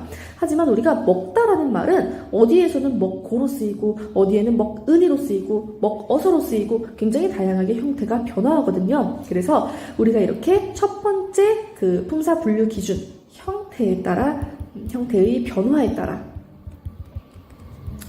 분류한다라는 걸 알 수 있습니다. 그래서 변화하는 단어를 우리가 가변어라고 하고요. 변화하지 않는 단어를 불변어라고 합니다. 자, 그럼 어떤 것이 또 변하고 어떤 것이 변하지 않는지는 좀 이따가 더 자세히 살펴보고 일단 두 번째 기준으로 또 넘어갈게요. 자, 두 번째로는 단어가 문장에서 어떤 기능을 하는가에 따라서 이제 얘기를 합니다. 자, 떡볶이가 아주 맛있다라는 거에서 이 단어의 자리를 바꿀 수 있는지 볼게요. 우리 아주가 떡볶이 맛있다. 정말 이상한 문장이 되죠. 그래서 이런 식으로 각각의 단어들은 문장에서 어떤 기능을 하는지가 좀 역할이 정해져 있습니다. 그렇기 때문에 이걸 마음대로 바꿀 수가 없어요. 그래서 우리가 기능에 따라서 이제 구분하는 두 번째 기준이 있습니다. 자, 기능에 따라서 나누었을 때 어떻게 나뉘냐면요. 문장에서 이제 몸통의 역할을 하는 체언, 문장에서 이제 서술어의 역할을 하는 용언, 문장을 꾸며주는 역할을 하는 수식어, 문장에서 단어와 단어 사이의 관계를 나타내주는 역할을 하는 관계어, 문장에서 독립적으로 쓰이면서 이제 홀로 뭔가를 나타내는 역할을 하는 독립어, 이렇게 5가지로 기능으로 구분을 할 수가 있습니다. 자, 그래서 기능으로 따랐을 때 5가지로 구분할 수 있는 것도 확인을 했고요. 이 각각의 체언, 용언, 수식언, 관계언, 독립언에 뭐가 포함되는지도 조금 이따가 보도록 할게요. 자, 다음입니다. 다음으로 단어가 나타내는 공통적 의미가 무엇인지에 따라서 우리가 이제 나눕니다. 자, 그래서 이렇게 이제 세 번째 기준, 단어의 의미에 따라서 나눈다라고 하는 것. 그래서 우리가 제일 중요하게 보아야 하는 게 이 의미에 따라 나누는 부분입니다. 자, 그래서 요거는 하나씩 그 정리된 거를 같이 보도록 할게요. 자, 먼저. 자, 명사, 대명사, 수사라고 나와 있습니다. 자, 지금 여러분 여기서 우리가 보는 명사, 대명사, 수사가 바로 기능으로 따라서 구분을 했을 때의 체언입니다. 체언. 그러니까 이 체언 안에는 명사, 대명사, 수사가 있는데요. 그러니까 요것이 이제 의미를 따라서 나누는 거고 요게 기능을 따라서 나누는 거예요. 그래서 같이 세트로 묶어서 기억을 해두시면 됩니다. 자, 그러면 이 몸통의 기능을 하는 체언에 있는 명사, 대명사, 수사는 뭐 때문에 서로 다르게 구분되고 있는가 하나씩 보도록 할게요. 자, 먼저 명사입니다. 명사는 사람이나 사물, 장소 등 대상의 이름을 나타냅니다. 자, 가방. 우리가 이 물건이나 뭐 이런 거를 넣고 들고 다니는 뭐 천으로도 돼 있고 가죽으로도 돼 있는 그 물건의 이름을 우리가 가방이라고 하잖아요. 그래서 이런 식으로 어떤 대상의 이름을 나타내는 단어를 명사라고 해요. 명사. 자, 그래서 여기 보시면 직접 보거나 만질 수 있는 대상의 이름을 나타내기도 하고 눈에 보이는 형태가 없어 머릿속으로만 떠올릴 수 있는 추상적 대상의 이름을 나타내기도 한다라고 되어 있죠. 이를테면 꿈. 이거 우리가 실제로 얘기할 수 없죠. 희망. 볼 수 없어요. 하지만 우리는 그렇게 그런 것들의 이름을 나타내주고 있어요. 그래서 이렇게 명사에는 이런 식의 이름을 나타내는 단어들이 들어갑니다. 자, 그러면 대명사는 도대체 뭐냐? 이름이 되게 비슷하죠. 명사와 대명사. 자, 우리가 명사가 구체적인 대상의 이름을 나타낸다면요. 대명사는 그 이름을 대신하는 겁니다. 대신. 자, 그래서 이를테면 유진. 이렇게 유진이라는 이름이 있어요. 이제 이 유진이가 자기 자신을 가리킬 때 유진이는 오늘 학교에 갈 거야 이렇게 말하지 않죠. 뭐라고 합니까? 우리 나라고 표현을 해요. 그래서 이 유진이의 이름을 대신해서 나라고 표현할 수 있다는 겁니다. 친구가 유진이를 부를 때도 유진이가 뭐 했네? 라고 하지 않고 너라고 표현할 수 있죠. 이것도 그래서 대명사인 거예요. 자, 그래서 뭔가를 대신 가리키는 것을 우리는 대명사라고 합니다. 나, 너, 우리와 같은 거 또는 이것저것 뭐 여기저기처럼 사물이나 장소를 대신 가리키는 것도 우리가 대명사라고 합니다. 자, 그래서 이 대명사는 명사로 쓰여 있는 것을 대명사로 바꾸는 적절하게 바꾸는 문제가 출제될 수도 있어요. 그래서 우리가 이, 그, 저 그러니까 뭐 이것 그것 저것 또는 뭐 여기 거기 저기 요거 차이를 기억을 해두세요. 자, 다음으로 수사입니다. 수사는 우리가 이 수라는 글자에서도 알 수 있듯이 사람이나 사물의 수량이나 순서를 나타내는 단어예요. 자, 그래서 수사라고 하는데요. 자, 여기 보세요. 3, 4 이런 거 수사입니다. 하나 이런 거 수사입니다. 첫째 이런 거 수사입니다. 자, 그래가지고 우리가 양을 나타내는 수사를 양수사라고 하고요. 순서를 나타내는 수사를 서수사라고 합니다. 그래서 양을 나타내니까 양, 순서 할 때 이 서라고 기억하시면 되겠어요. 그래서 양수사는 이제 뭐 하나, 뭐 1 이런 것들을 표현하고요. 서수사는 첫째 아니면 이제 우리가 뭐 제1, 제2 이렇게 표현하거든요. 이런 걸 우리가 서수사라고 합니다. 두 개를 구분을 해두시면 되겠어요. 그래서 우리말로 표현한 것이 있고 한자어로 표현한 것이 있다라는 거 구분해서 기억해 두시면 되겠습니다. 자, 이 수사랑 헷갈리는 게 수관형사가 있는데요. 그건 좀 이따 관형사 설명드릴 때 같이 얘기를 해볼게요. 자, 우리가 이렇게 해서 체언에 속하는 명사, 대명사 수사 봤고요. 이제 두 번째로는 용언에 속하는 동사와 형용사 한번 같이 보도록 하겠습니다. 자, 여기 보시면 날아간다라고 하는 것, 우리가 서술어로 쓰는 거, 그리고 예쁘다라고 하는 거 이런 거 나와 있죠. 자, 보시면 각자 설명하는 게 달라요. 날아간다라고 하는 거는 뭔가 이 움직임을 나타내는 거고요. 예쁘다라고 하는 것은 그것의 상태나 성질을 나타냅니다. 자, 그래서 이 동사라고 하는 건요. 우리가 어떤 사람이나 사물의 움직임을 나타내요. 자, 그래서 예를 들면 먹다. 이거 먹는 동작을 수행하잖아요, 여러분. 그죠? 또는 이제 가는 동작을 수행하죠, 여러분. 그래서 이런 것들을 우리가 동사라고 하는데요. 이 동사는요, 여러분, 중요한 특징. 명령형으로 쓰거나 청유형으로 쓸 수 있습니다. 선생님, 명령형과 청유형이 뭐예요? 자, 명령형은 말 그대로 시키는 거예요. 그래서 우리가 어떻게 쓰느냐? 뭐뭐 해라. 이렇게 쓰죠. 먹어라. 가라. 이렇게 쓰잖아요. 자, 청유형은요, 반대로 뭐뭐 하자라고 말하는 겁니다. 야, 우리 이거 먹자. 야, 거기 우리 가자. 이런 식으로요. 자, 그래가지고 이 명령형과 청유형으로 동사는 쓸 수가 있습니다. 자, 이거 굳이 얘기하는 이유가 있겠죠. 이따가 말씀드리겠지만 형용사는 명령형과 청유형으로 못 써요. 이따가 형용사 얘기할 때 한 번 더 설명드릴게요. 자, 그래서 이런 동사나 형용사의 경우에는 기본형을 좀 알아두셔야 돼요. 용언의 기본형이라고 하는데요. 자, 지금 가다. 우리가 어떤 식으로 표현하냐면요. 야, 너 거기 갈 거야? 이렇게도 쓰기도 하고요. 야, 거기 가니? 너 갔어? 뭐 이런 식으로 굉장히 다르게 거기 가고 싶어. 가고. 굉장히 다양하게 표현된단 말이에요. 근데 그 모든 것의 가장 기본이 되는 형태를 우리는 가다라고 합니다. 자, 그래서 기본형 어떻게 만드냐면요. 용언의 어간에 다라는 어미를 붙이는 걸 우리가 기본형이라고 해요. 선생님, 어간이 뭐예요? 자, 어간은요, 여러분, 우리가 이제 어서, 은이, 이런 식으로 이제 우리가 단어를 활용할 때, 말을 바꾸는 걸 활용한다고 해요. 활용할 때, 바뀌지 않는 이 부분을 우리가 어간이라고 합니다. 변화하지 않는 부분이에요. 그래서 여기를 어간, 이 뒤에 막 바뀌는 거, 그걸 우리가 어미라고 합니다. 그래서 기본형은 이 어간에 다를 붙이는 걸 우리가 어간이라고 하고요. 그래서 거기 계속 바뀌는 부분을 어미라고 합니다. 그래서 이렇게 어미가 다양하게 붙어서 바뀌는 걸 활용한다고 표현해요. 자, 이거 기억을 해두시면 되겠습니다. 이건 형용사에도 마찬가지예요. 자, 그러면 형용사는 이제 동사랑 뭐가 다르냐? 형용사는 아까도 말씀드렸지만 어떤 것의 상태나 성질을 나타내는 단어입니다. 자, 그래서 예쁘다. 자, 우리가 아까 동사는 동작, 움직임을 나타낸다고 했잖아요. 선생님, 저 친구 예쁘게 서 있는데요. 저거 동작 아닌가요? 아니에요. 그 친구가 서 있는 상태가 예쁘다고 표현을 하는 건 거죠. 그래가지고, 이 예쁘다, 이런 것들을 우리가 형용사라고 표현해요. 아까도 말했지만, 그래서 명령형으로 못 써요. 내가 친구한테, 야, 너 예뻐라! 한다고 그 친구가 예쁘지 않죠. 예쁘게 할 수가 없죠. 또는 그 친구에게, 자, 청유형으로 야, 예쁘자! 이상하다는 겁니다. 자, 그래서 이렇게 명령형과 청유형으로 쓸 수 없다는 거 기억해 두시면 되겠습니다.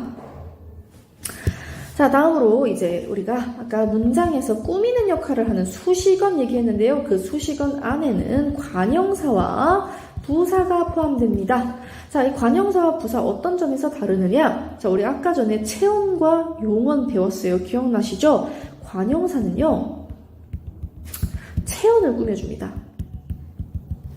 자, 그래서, 자, 우리가 집은 우리가 명사죠. 그래서 체온이에요. 집은 집인데, 새 집입니다.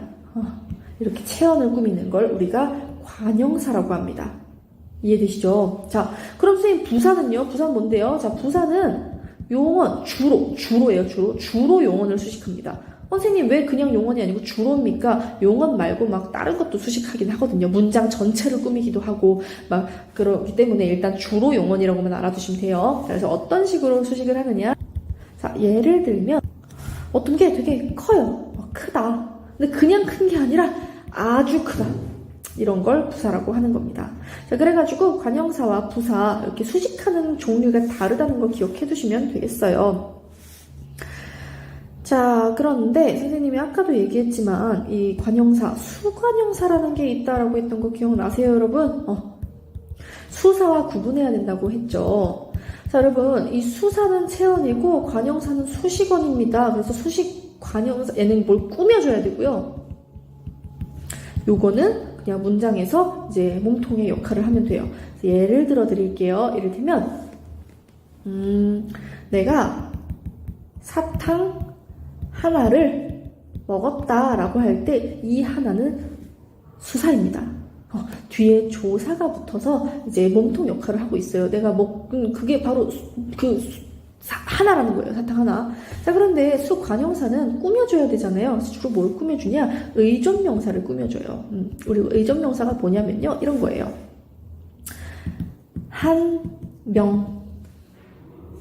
명이라는 의존명사를 한이 꾸며주는 거예요. 자, 그래서 이렇게 뒤에 의존명사가 붙어서 이렇게 꾸며주고 있을 때 우리가 수관형사라고 한다는 것 같이 기억해 두시면 되겠습니다. 자, 그러면 지금 관형사랑 부사도 살펴봤고요. 자, 여러분, 요거 관형사랑 부사 구분하는 문제 정말 많이 나옵니다. 뭘 꾸미고 있는지 꼭 반드시 확인을 해두셔야겠습니다. 자, 다음으로는 이제 관계어에 속해 있는 조사입니다. 자, 그래서 여러분, 우리가 아까도 문장 안에서 단어와 단어 사이에 관계를 표현한다고 했죠. 그래서 이 조사는요, 여기 보시면, 강아지가 지우를 좋아한다 라고 할 때랑 강아지를 지우가 좋아한다라고 할 때 달라진 건 오로지 얘네뿐입니다. 이것만 바뀌었는데 완전히 의미가 달라졌어요. 그래서 이렇게 문장 안에서 그 단어를 주어로 만들기도 하고 목적어로 만들기도 하고 그런 역할을 하기 때문에 우리가 관계어이라고 부르는 겁니다. 자, 그래서 이런 식으로 밑에 잠깐 볼게요. 자, 체언 뒤에 붙어서 단어와 단어 사이에 문법적 관계를 나타내는 걸 조사라고 한다라고 해요. 자, 이 문법적 관계를 나타낸다. 그래서 우리가 이런 걸 격조사라고도 표현하는데요.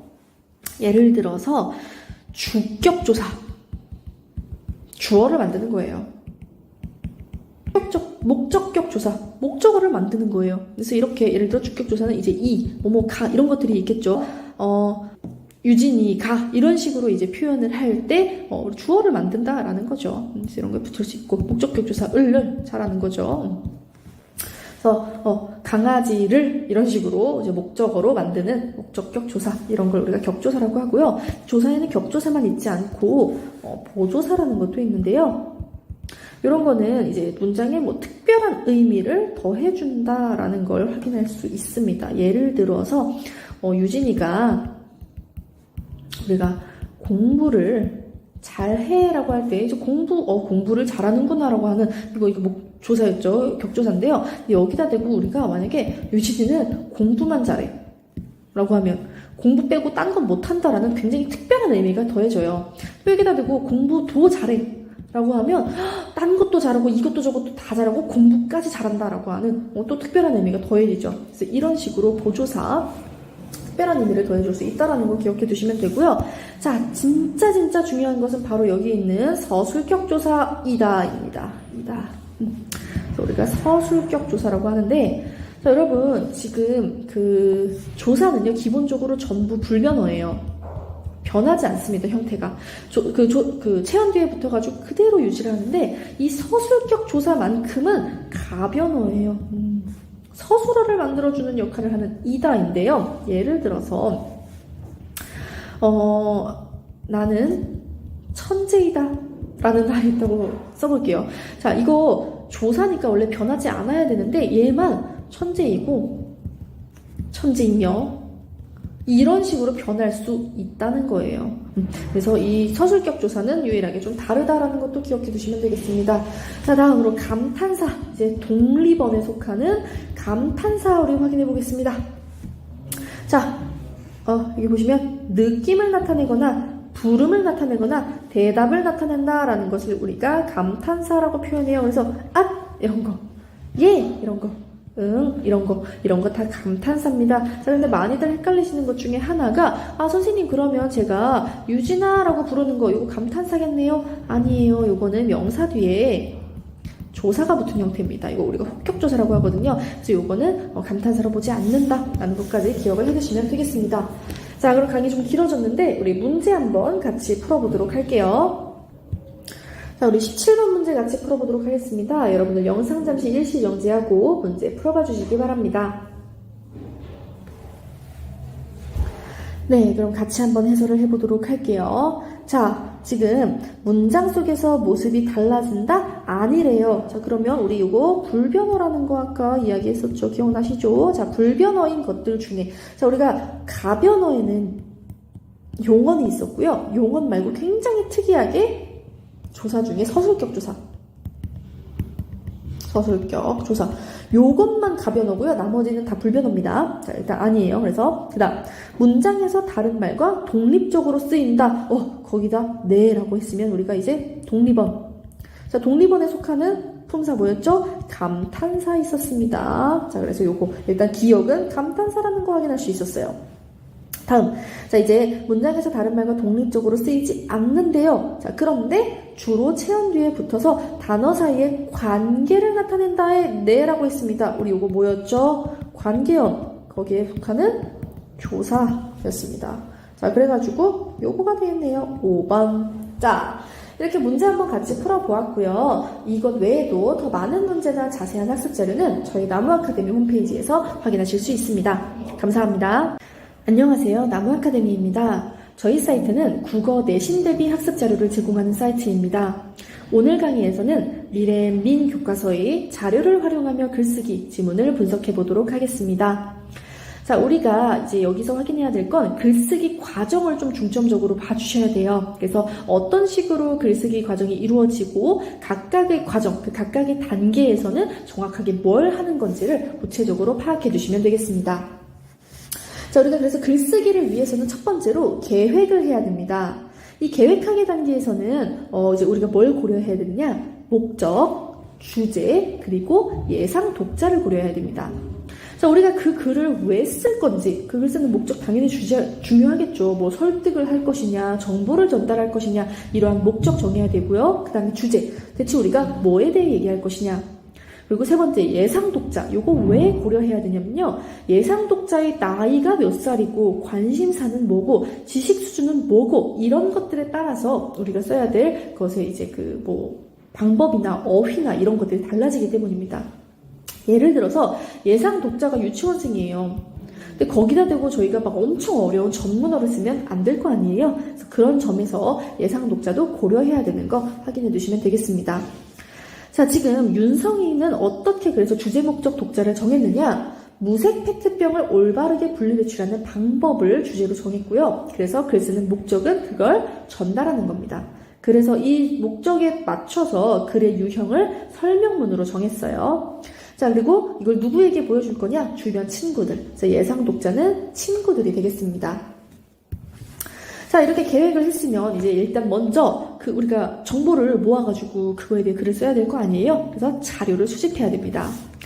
그래서 여러분 자료를 수집할 때에도 여러 가지 조건을 좀 고려를 하셔야 되는데요. 이제 뒷받침하는 증거나 내용이 합당한지, 좀 공식적인 기관에서 발행한 신뢰할 수 있는 자료인지 이런 것들을 확인해 두셔야 됩니다. 자, 그래서 일단 자료를 수집할 수 있는 매체, 여러 가지 매체에서 수집을 하는 게 좋은데요. 자, 책과 신문은 우리가 인쇄 매체라고 하죠. 이런 매체들은 전문적인 정보를 얻을 수 있고 정보의 신뢰성이 아무래도 좀 높은 편입니다. 이 책이나 신문에서도 자료를 수집할 수 있고요. 인터넷은 우리가 정보 검색을 굉장히 쉽게 할 수 있고 짧은 시간에 많은 정보를 찾을 수 있다는 장점이 있죠. 하지만 자료가 많기 때문에 내 글의 주제와 관련 있는 거를 빠르게 찾기 위해서 핵심어를 활용을 해야 하고요. 무엇보다 이제 좀 신뢰성이 떨어지는 자료가 많을 수가 있어요. 그래서 출처가 정확하고 믿을 만한 내용인지를 반드시 확인해야 됩니다. 자, 다음으로 이것 외에 또 어떻게 자료를 수집할 수 있을까? 직접 설문조사를 할 수도 있고요. 전문가와 면담을 할 수도 있습니다. 또한 사진을 찍거나 그림을 그리거나 하는 방식으로도 자료를 수집할 수 있다는 거 기억해 두시면 되겠습니다. 자, 그런데 여러분, 이렇게 수집한 자료를 우리가 전부 다 쓰지는 않습니다. 자료를 선정하는 과정이 필요해요. 그래서 중요도 판단 기준에 따라서 자료를 선정하면 되는데요. 자, 중요도 판단 기준. 글의 주제와 관련 있는 내용인지. 당연히 글의 주제와 관련 없는 내용은 고르면 안 되겠죠. 저자와 출처가 분명하고 믿을 만한지, 즉 자료의 신뢰도를 판단해야 됩니다. 그래서 권위 있는 전문가가 쓴 건지, 공식적인 기관에서 쓴 건지, 증거가 정말 합당한지, 출처가 명확한지, 너무 오래된 자료는 아닌지, 그리고 시각이 중립적인지, 이런 것들을 모두 종합적으로 고려하여 믿을 만한 자료를 선정해야 돼요. 자, 그리고 독자들이 이해하기 쉬운 내용인가? 만약에 우리가 아까도 예상 독자 관련해서 말씀드리긴 했지만 독자들이 이해할 수 없을 만큼 너무 어려운 자료는 우리 글에 적합한 자료라고 할 수가 없습니다. 그래서 그런 것들은 제외를 해야 해요. 자, 지금 그래서 윤성이가 수집한 자료와 그 자료를 선정하거나 선정하지 않은 까닭들이 나와 있는데요. 여러분 문제에서 실제로 어떤 자료를 제시하고 이 자료를 선정하지 않은 까닭을 물어보는 문제가 출제될 수 있습니다. 여기 중요한 것만 몇 개 볼게요. 자, 지금 여기 기획재정부 누리집에서 찾은 자료가 나와 있어요. 이거 왜 쓰지 않았냐면요. 우리 그 글의 주제는 무색 페트병 분리배출에 대한 건데 여기 있는 자료는 다른 거 얘기하고 있어요. 다른 거를 이제 뭐 칫솔이나 장난감 등처럼 여러 가지 재질이 섞인 경우의 케이스를 말하고 있기 때문에 우리 글에 적합하지 않아서 자료를 선정하지 않았고요. 자, 또 여기 보시면 개인 블로그에서 찾은 자료가 있습니다. 그래서 무색 페트병이라면 씻지 않고 버려도 된다고 한다. 정말 믿을 수 없는 자료죠. 지금 출처도 없고 신뢰성이 굉장히 떨어지는 자료이기 때문에 정확하지 않아 보여요. 그리고 실제로 찾아보니까 사실도 아니래요. 그래서 자료를 선정하지 않았습니다. 자, 그래서 나머지 자료들은 왜 선정했는지도 여러분 꼭 같이 정리해 두셔야 되고요. 우리는 일단 넘어갈게요. 자, 이렇게 자료까지 선정을 했으면 그 자료를 바탕으로 개요를 작성합니다. 자, 우리 설명문은요, 구조가 어떻게 되어 있냐면요, 처음, 중간, 가운데라고도 해요. 그리고 끝, 이렇게 구조가 되어 있습니다. 그래서 처음 부분에서는 보통 설명 대상에 관한 간략한 설명과 글을 쓰는 이유, 까닭 같은 것들을 밝히고요. 중간 과정에서는 전달하려는 정보를 구체적으로 설명을 해주고요. 끝에서는 그 지금까지 설명한 내용을 요약하고 정리하는 식으로 글의 내용을 구조화시키면 됩니다. 자, 이 글의 개요를 작성할 때는 우리가 수집한 자료도 어떻게 활용할지 계획을 같이 세워줘야 돼요. 자, 그래서 보시면 까닭. 내가 이제 정보를 전달할 거잖아요. 이 정보를 전달할 때 무색 페트병을 올바르게 분리배출해야 되는 그 방법에 대해서 전달을 할 거기 때문에 처음 부분에서는 왜 그러면 그렇게 해야 되는지 까닭을 얘기하겠다라고 하고 있죠. 그래서 거기서 활용할 자료로는 분리배출이 올바르게 되지 않은 모습과 이 재활용된 무색 페트병이 어떻게 사용되는지에 관한 신문기사에서 필요성을 알려주겠다 하는 자료들 활용할 계획 세웠고요. 자, 중간 부분에서는 그래서 구체적으로 무색 페트병을 분리하는 방법, 배출하는 방법, 이렇게 방법들을 설명해 주겠다 하면서 이 사용할 자료들도 정리를 해놨어요. 자, 끝에는 이제 중요성을 얘기하면서 정리를 하네요. 그래서 책의 내용을 인용하겠다라고 하는 자료 활용 계획을 세우고 있습니다. 그래서 이 개요들을 제시하면서 묻는 문제 당연히 출제될 수 있으니까 개요 내용도 여러분 꼼꼼하게 좀 기억을 해 두시고요. 자, 다음으로 윤성이의 글쓰기 과정입니다. 그러니까 글쓰기 이제 직접적으로 표현하는 그 과정이에요. 단계예요. 자, 우리가 글을 쓸 때에는요, 쓰기 윤리를 지키면서 글을 써야 합니다. 자, 그래서 여기 보시면 쓰기 윤리. 인용 표시 없이 글을 가져다 쓴 것, 자료의 출처를 밝히지 않은 것, 이런 것들을 이제 쓰기 윤리를 지키지 않은 거죠. 그래서 쓰기 윤리를 지키지 않은 경우를 묻는 문제 출제될 수 있으니까 여러분 꼭 확인을 해 두시기 바랍니다. 자, 그래서 이 올바른 무색 페트병 분리배출 방법에 대해 실제로 윤성이가 쓴 글인데요. 독자들이 어려워할 만한 기사의 표현은 이해하기 쉽게 바꾸어 써야지 라고 이제 윤성이가 생각을 한 건데요. 그 이제 기사의 내용이 어렵기 때문에 요거를 이해하기 쉽게 바꾸겠다라고 했던 윤성이의 생각 드러나 있고요. 자, 여기서도 지금 소제목이 나와 있잖아요. 이렇게 소제목을 쓴 이유, 중심 내용이 더 잘 드러나게 해야겠다. 소제목을 통해서 중심 내용이 잘 드러날 수 있다는 거 우리 확인할 수 있었고요. 다음으로 자, 그렇게 해야 되는 까닭은 무엇일까? 이거 진짜 물어보는 거 아니죠. 내가 설명할 때 질문의 형식을 활용하는 건데요. 이걸 통해 독자의 관심을 끌어봐야겠어 라고 하고 있고요. 이 무색 페트병 배출 순서를 그림으로도 제시하면 더 쉽게 전달할 수 있겠다라는 생각이 과정으로 그림도 제시하고 있습니다. 자, 또한 이 책의 문구, 책에 있는 문구를 인용을 해왔잖아요. 그래서 그 인용한 건 큰 따옴표를 사용을 해서 인용을 했고요. 이렇게 사용한 모든 그 자료들은 여기에서 출처를 밝히고 있습니다. 이 출처를 밝히지 않으면 쓰기 윤리를 지키지 않은 거예요, 여러분. 기억을 해두셔야겠습니다. 우리가 가장 중요하게 이제 생각해야 되는 게 이제 매체에서 자료를 수집할 수 있을 때의 특징, 그리고 자료의 중요도를 어떻게 판단하면 되는가 하는 거. 자, 그리고 설명문은 아까도 말씀드린 것처럼 처음, 중간, 끝의 구조로 되어 있다는 거. 그리고 우리가 반드시 쓰기 윤리 지켜야 된다는 거. 이런 것들 기억해 두시면 되겠습니다. 자, 그럼 지금부터 우리 문제 한번 같이 풀어보도록 하겠습니다. 자, 여러분 우리 11번 문제 한번 풀어보도록 하겠습니다. 여러분들께서는 영상을 잠시 일시 정지하고 문제 풀어봐 주시기 바랍니다. 네, 그럼 지금부터 문제 한번 같이 해설해 보도록 하겠습니다. 지금 설명하는 글쓰기 과정에서 할 일로 알맞지 않은 것을 묻는 문제입니다. 그럼 각각의 단계 한번 볼게요. 자, 계획하기 단계에서는 예상 독자의 관심사를 고려하여 글의 주제를 정해야 된다. 맞죠? 저희가 계획하기 단계에서 고려해야 될 것들로 주제, 목적, 예상 독자가 있다는 거 같이 정리를 했었습니다. 그래서 이거는 맞는 선지고요. 다음 자료 수집하기 단계에서는 글에서 활용할 자료들을 다양한 매체에서 수집한다. 요것도 맞죠. 우리가 하나의 매체 아니고 뭐 책의 인쇄 매체라든지 인터넷이라든지 그 밖에 다른 다양한 매체에서 자료를 수집해야 된다라는 점 말씀드렸습니다. 다음 세 번째, 자료 선정하기 단계에서는 친구들의 글을 보고 가장 잘 썼다고 생각하는 글을 선정한다. 완전히 이상한 얘기를 하고 있죠. 우리가 자료 선정하기 단계에서는 우리가 이 단계에서 수집했던 이 자료들 중에서 주제와 관련성이 있고 신뢰도가 높고 독자들이 이해하기 좋은 이런 자료들을 선정을 해야 된다고 말씀을 드렸었어요. 자, 그래서 일단 답은 3번이지만 나머지 선지도 볼게요. 개요 작성하기 단계에서는 선정한 자료를 바탕으로 글의 전체적인 구조와 순서를 구성한다. 그쵸? 저희가 아까 전에 또 개요 작성할 때 자료를 활용할 계획도 같이 세우면서 처음, 중간, 끝으로 구조와 순서를 정해야 된다 말씀드렸었어요. 그래서 맞는 선지고. 자, 5번. 표현하기 단계에서는 쓰기 윤리를 지키며 글을 쓰도록 노력한다. 요것도 맞는 얘기죠. 자, 쓰기 윤리. 이제 인용해온 거는 이제 큰 따옴표로 해서 출처를 밝히거나 다른 사람의 글을 표절하지 않는 등의 이 쓰기 윤리 지켜야 된다는 점 얘기를 했었습니다.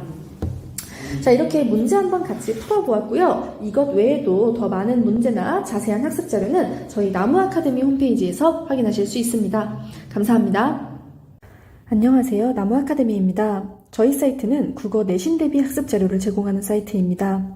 오늘 강의에서는 중1 미래엔 민 교과서의 내 이름은 백석 지문을 분석해 보도록 하겠습니다.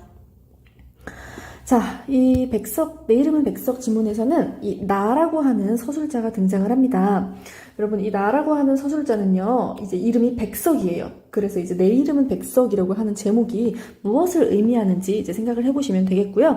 그래서 1인칭 주인공 시점이라는 것도 확인해 두시면 되겠습니다. 자, 이 백석의 아버지는요, 시장에서 닭집을 하시는 분이에요. 근데 그래서 별명이 닭대가리입니다. 그래서 사람들이 막 닭대가리라고 이렇게 부르면서 하기 때문에 나는 아빠의 별명을 굉장히 싫어해요. 근데 아빠는 그런 소리를 들을 때마다 꽃기요 하면서 그냥 웃어넘기는 굉장히 너그럽고 여유 있는 성품이라는 걸 확인할 수가 있어요. 그래서 아빠는 이 별명이 닭대가리여서 좋다라고 하면서 사람들이 나를 닭대가리라고 불러야 스트레스가 풀리지 하면서 이런 거에 대해 굉장히 긍정적으로 생각하는 모습이 나타납니다. 그래서 주인공 백석은요, 그런 아빠를 용머리라고 생각하면서 아빠에 대한 존경심을 가지고 있다는 것을 우리가 확인할 수가 있어요. 자, 그런데 어느 날 학교에서 이제 선생님이 이제 아이들에게 자기 이름의 뜻을 밝히는 수업 시간을 가지게 되었어요. 근데 이제 백석이 그래서 아빠에게 내 이름은 왜 백석이냐라고 물어보자 그냥 간단하게 쓸 수 있도록 이제 이름이 길면은 좀 어렵다. 이 백이라는 것은 쓰기가 굉장히 어렵지 않느냐. 그래서 이름만이라도 한 글자로 짧게 지어주고 싶었다라고 하면서 이제 아들에 대한 사랑을 좀 보여주는 그런 말을 합니다. 그래서 이 특별한 뜻이 없는 것 같아 창피했지만 별 생각 없이 지나갔는데 이제 새롭게 학년이 올라가면서 새로 만난 담임 선생님이 너 천재 시인 백석과 이름이 똑같구나 하면서 선생님도 백석을 좋아한단다 하면서 막 이렇게 머리를 쓰다듬은 거예요. 그래서 이 백석이 이제 집에 가가지고 아빠한테 이 백석 시인에 대해서 얘기를 하자 아빠도 전혀 몰랐어요. 그러니까 백석 시인을 생각하고 이름을 지은 게 아닌 거죠. 그래서 선생님은 아빠가 천재 시인 백석을 좋아해서 내 이름을 백석이라고 지은 줄 알아 라고 하자 아빠가 그냥 그렇다고 해. 시 모르는데 어떡해. 그럼 시 읽어보지 뭐 하면서 시집을 사오라고 합니다. 그래서 이제 아빠랑 같이 이제 백석의 시를 읽게 됐는데요. 자, 여기서 되게 중요한 내용들이 나와요. 볼게요. 시를 읽는데 가난한 내가 아름다운 나타샤를 사랑해서 오늘 밤은 푹푹 눈이 나린다. 자, 지금 이 눈이 나린다라고 하는 거 우리는 이것이 시적 허용이라는 걸 알 수 있습니다. 자, 여러분 시적 허용이 무엇인가 하니 일부러 의도적으로 이제 맞춤법이나 띄어쓰기에 어긋나는 표현을 사용함으로써 시의 이제 운율을 형성하거나 시의 분위기를 만드는 그런 걸 우리가 시적 허용이라고 하는데요. 이 나린다 시적 허용인 부분이에요. 근데 이제 아버지도 백석도 이 시적 허용에 대해서 모르고 있는 거죠. 그래서 내린다가 맞는 것 같은데 무슨 천재 시인이 내린다도 모르냐? 혹시 책이 잘못된 거 아닐까? 이러면서 그러면 내린다 라고 이렇게 읽으면서 내용을 또 고치는 부분이 나오고 있어요. 자, 이렇게 시를 읽고 나서 이거 무슨 뜻이야? 라고 물어보자 아빠도 시 내용을 모르지만 얼굴 가까이 당겨서 이렇게 시를 열심히 들여다보고 해설을 해줍니다. 뭐라고 하느냐? 가난한 내가 아름다운 나탈샤를 사랑한 거야. 그러니까 천재 시인 백석이 미국 여자를 좋아해가지고 결혼을 하려고 했는데 돈이 없어서 이제 못하게 했다. 할아버지들은 미국 여자랑 결혼을 못하게 해서 집에서 결혼을 반대해서 슬픈 거다라고 어떻게든 아빠가 이렇게 해석을 해줍니다. 자, 그런데 그거에 대해서 이제 엄마가 갑자기 아니야, 나타샤는 미국 여자가 아니라 소련 여자지 라고 해요. 그래서 이걸로 이제 엄마 아빠가 막 싸우기 시작합니다. 자, 그래서 건너편에 있는 건어물집 아저씨가 이렇게 와가지고 그 이야기를 듣고 이제 건어물집 아저씨에게 나타샤 어느 나라 여자냐 물어보자 러시아 여자야 라고 대답을 해요. 근데 아빠가 이걸 듣고 거봐, 소련 여자가 아니고 러시아 여자라잖아 라고 대답을 하면서 이 러시아가 소련이 사라진 이후의 나라라는 것을 이제 전혀 이름을 바꿨다는 것을 알지 못한 모습이 드러나요. 그러자 이 건어물집 아저씨가 엄청 무시를 하면서 아유, 그러게 닭이나 치지 왜 나타샤를 찾아, 어이 닭대가리 하면서 이렇게 아빠를 무시합니다. 그래서 아빠가 이제 이거에 대해서 모욕감을 느끼게 돼요. 그래서 아빠가 평소였으면 꼭기요 하고 대답을 했을 텐데 그러지 않고 얼굴만 발갛게 달아올라서 이제 일을 하기 시작하는 거예요. 자, 그래서 이 나가 아빠의 모습을 보자 아빠의 모습이 평소와 달라요. 그래서 그런 아빠의 모습이 굉장히 낯설고 속상합니다. 그래서 지금 나 역시도 아빠가 망신을 당하고 의기소침해진 모습을 보고 도대체 어떻게 반응해야 할지 몰라서 굉장히 복잡한 심경을 느끼고 있어요. 자, 그래서 아빠가 이 서기를 불러서 이렇게 말합니다. 집에 들어가서 그 책에서 제일 짧은 시를 외워. 나타샤는 외우지 마. 내린다가 맞는지 나린다가 맞는지 아빠는 잘 모르겠으니까. 그러니까 아빠가 지금 자신의 무지를 아고를 인정하고 있는 모습이 나타나고 있는 거예요. 그러면서 서가 약속 하나 하자. 나중에 아빠처럼 닭을 자르고 살아도 말이지 나라의 이름이 바뀔 때는 잘 알아둬. 그러니까 이거 뭐냐면 지금 아빠가 너무 무지해서 그걸로 창피를 당했잖아요. 그러니까 서기만큼은 자신처럼 무지하게 살지 않았으면 좋겠다라고 하는 아빠의 마음이 드러나는 거예요. 그리고 똑똑한 친구를 한 명은 꼭 사귀어라. 나는 이걸 물어볼 친구가 한 명도 없다. 내 친구들은 죄다 무식해서 말이지. 그러니까 아빠는요, 자기가 무지할 뿐만 아니라 그걸 알려줄 만한 그 사람들과도 친하지 못하다는 것을 또 이렇게 자기 아들에게 고백하고 있는 거예요. 자, 아빠의 목소리는 조금 떨렸다. 이런 자신의 무지를 고백하는 건 사실 쉬운 일이 아니잖아요. 그래서 그걸 고백하는 아빠의 부끄러움, 그 심정이 드러나고 있습니다. 자, 그리고 말이다. 나중에 네 자식 이름을 지을 때는 혹시 똑같은 이름을 가진 유명한 사람이 있는지 잘 알아봐. 자, 백석이 세계적인 천재 시인이어서 정말 다행이다. 하면서 이 아빠가 이렇게 좀 자신의 이야기를 전하고 있습니다. 굉장히 슬픈 부분이죠, 사실은. 그래서 자신의 무지함을 고백하는 그런 아빠를 보면서 나도 굉장히 좌절감과 안타까움을 느끼고 있습니다. 자, 그러면서도 아버지가 이제 또 서기에게 긍정적으로 이렇게 말을 해요. 씩씩하게. 아빠는 그래도 이 닭에 대해서는 전문가다라고 하면서 나는 이거에 대해서는 가장 잘 알고 가장 자신 있다라고 하는 것을 이야기를 해줘요. 그렇게 흔들리지 않는 아버지의 굳은 마음을 보여주는데 그래서 나는 다시 아빠의 자랑스러운 면모를 인식은 하지만 내 입도 내 손도 말을 듣지 않았다. 그저 입을 다문 채 백석 시집을 손에 땀이 지도록 쥐고 있을 뿐이었다. 라고 하면서 아빠에 대한 인식을 이제 쉽게 바꿀 수는 없는 거예요. 자, 그래서 이 나가 현실을 자각했습니다. 사실 이게 성장소설이거든요. 그래서 나의 성장은 어떻게 이루어졌느냐? 이제 자기가 몰랐던 현실을 인식하게 됨으로써 이어졌어요. 그런데 이 현실이 어떤 현실이냐? 내가 알고 싶었던, 내가 바라던 현실은 아니에요. 내가 바라던 것이 아닌 현실. 그래서 이 내가 바라던 것이 아니었던 그 현실을 알게 되어서 슬프지만 그걸 통해서 오히려 성장할 수는 있었다라는 겁니다. 자, 그래서 이 내 이름은 백석시 내용 한번 보았는데요. 이 뒤로 이제 또 하나의 내용이 하나 나옵니다. 시나리오가 하나 나오는데요.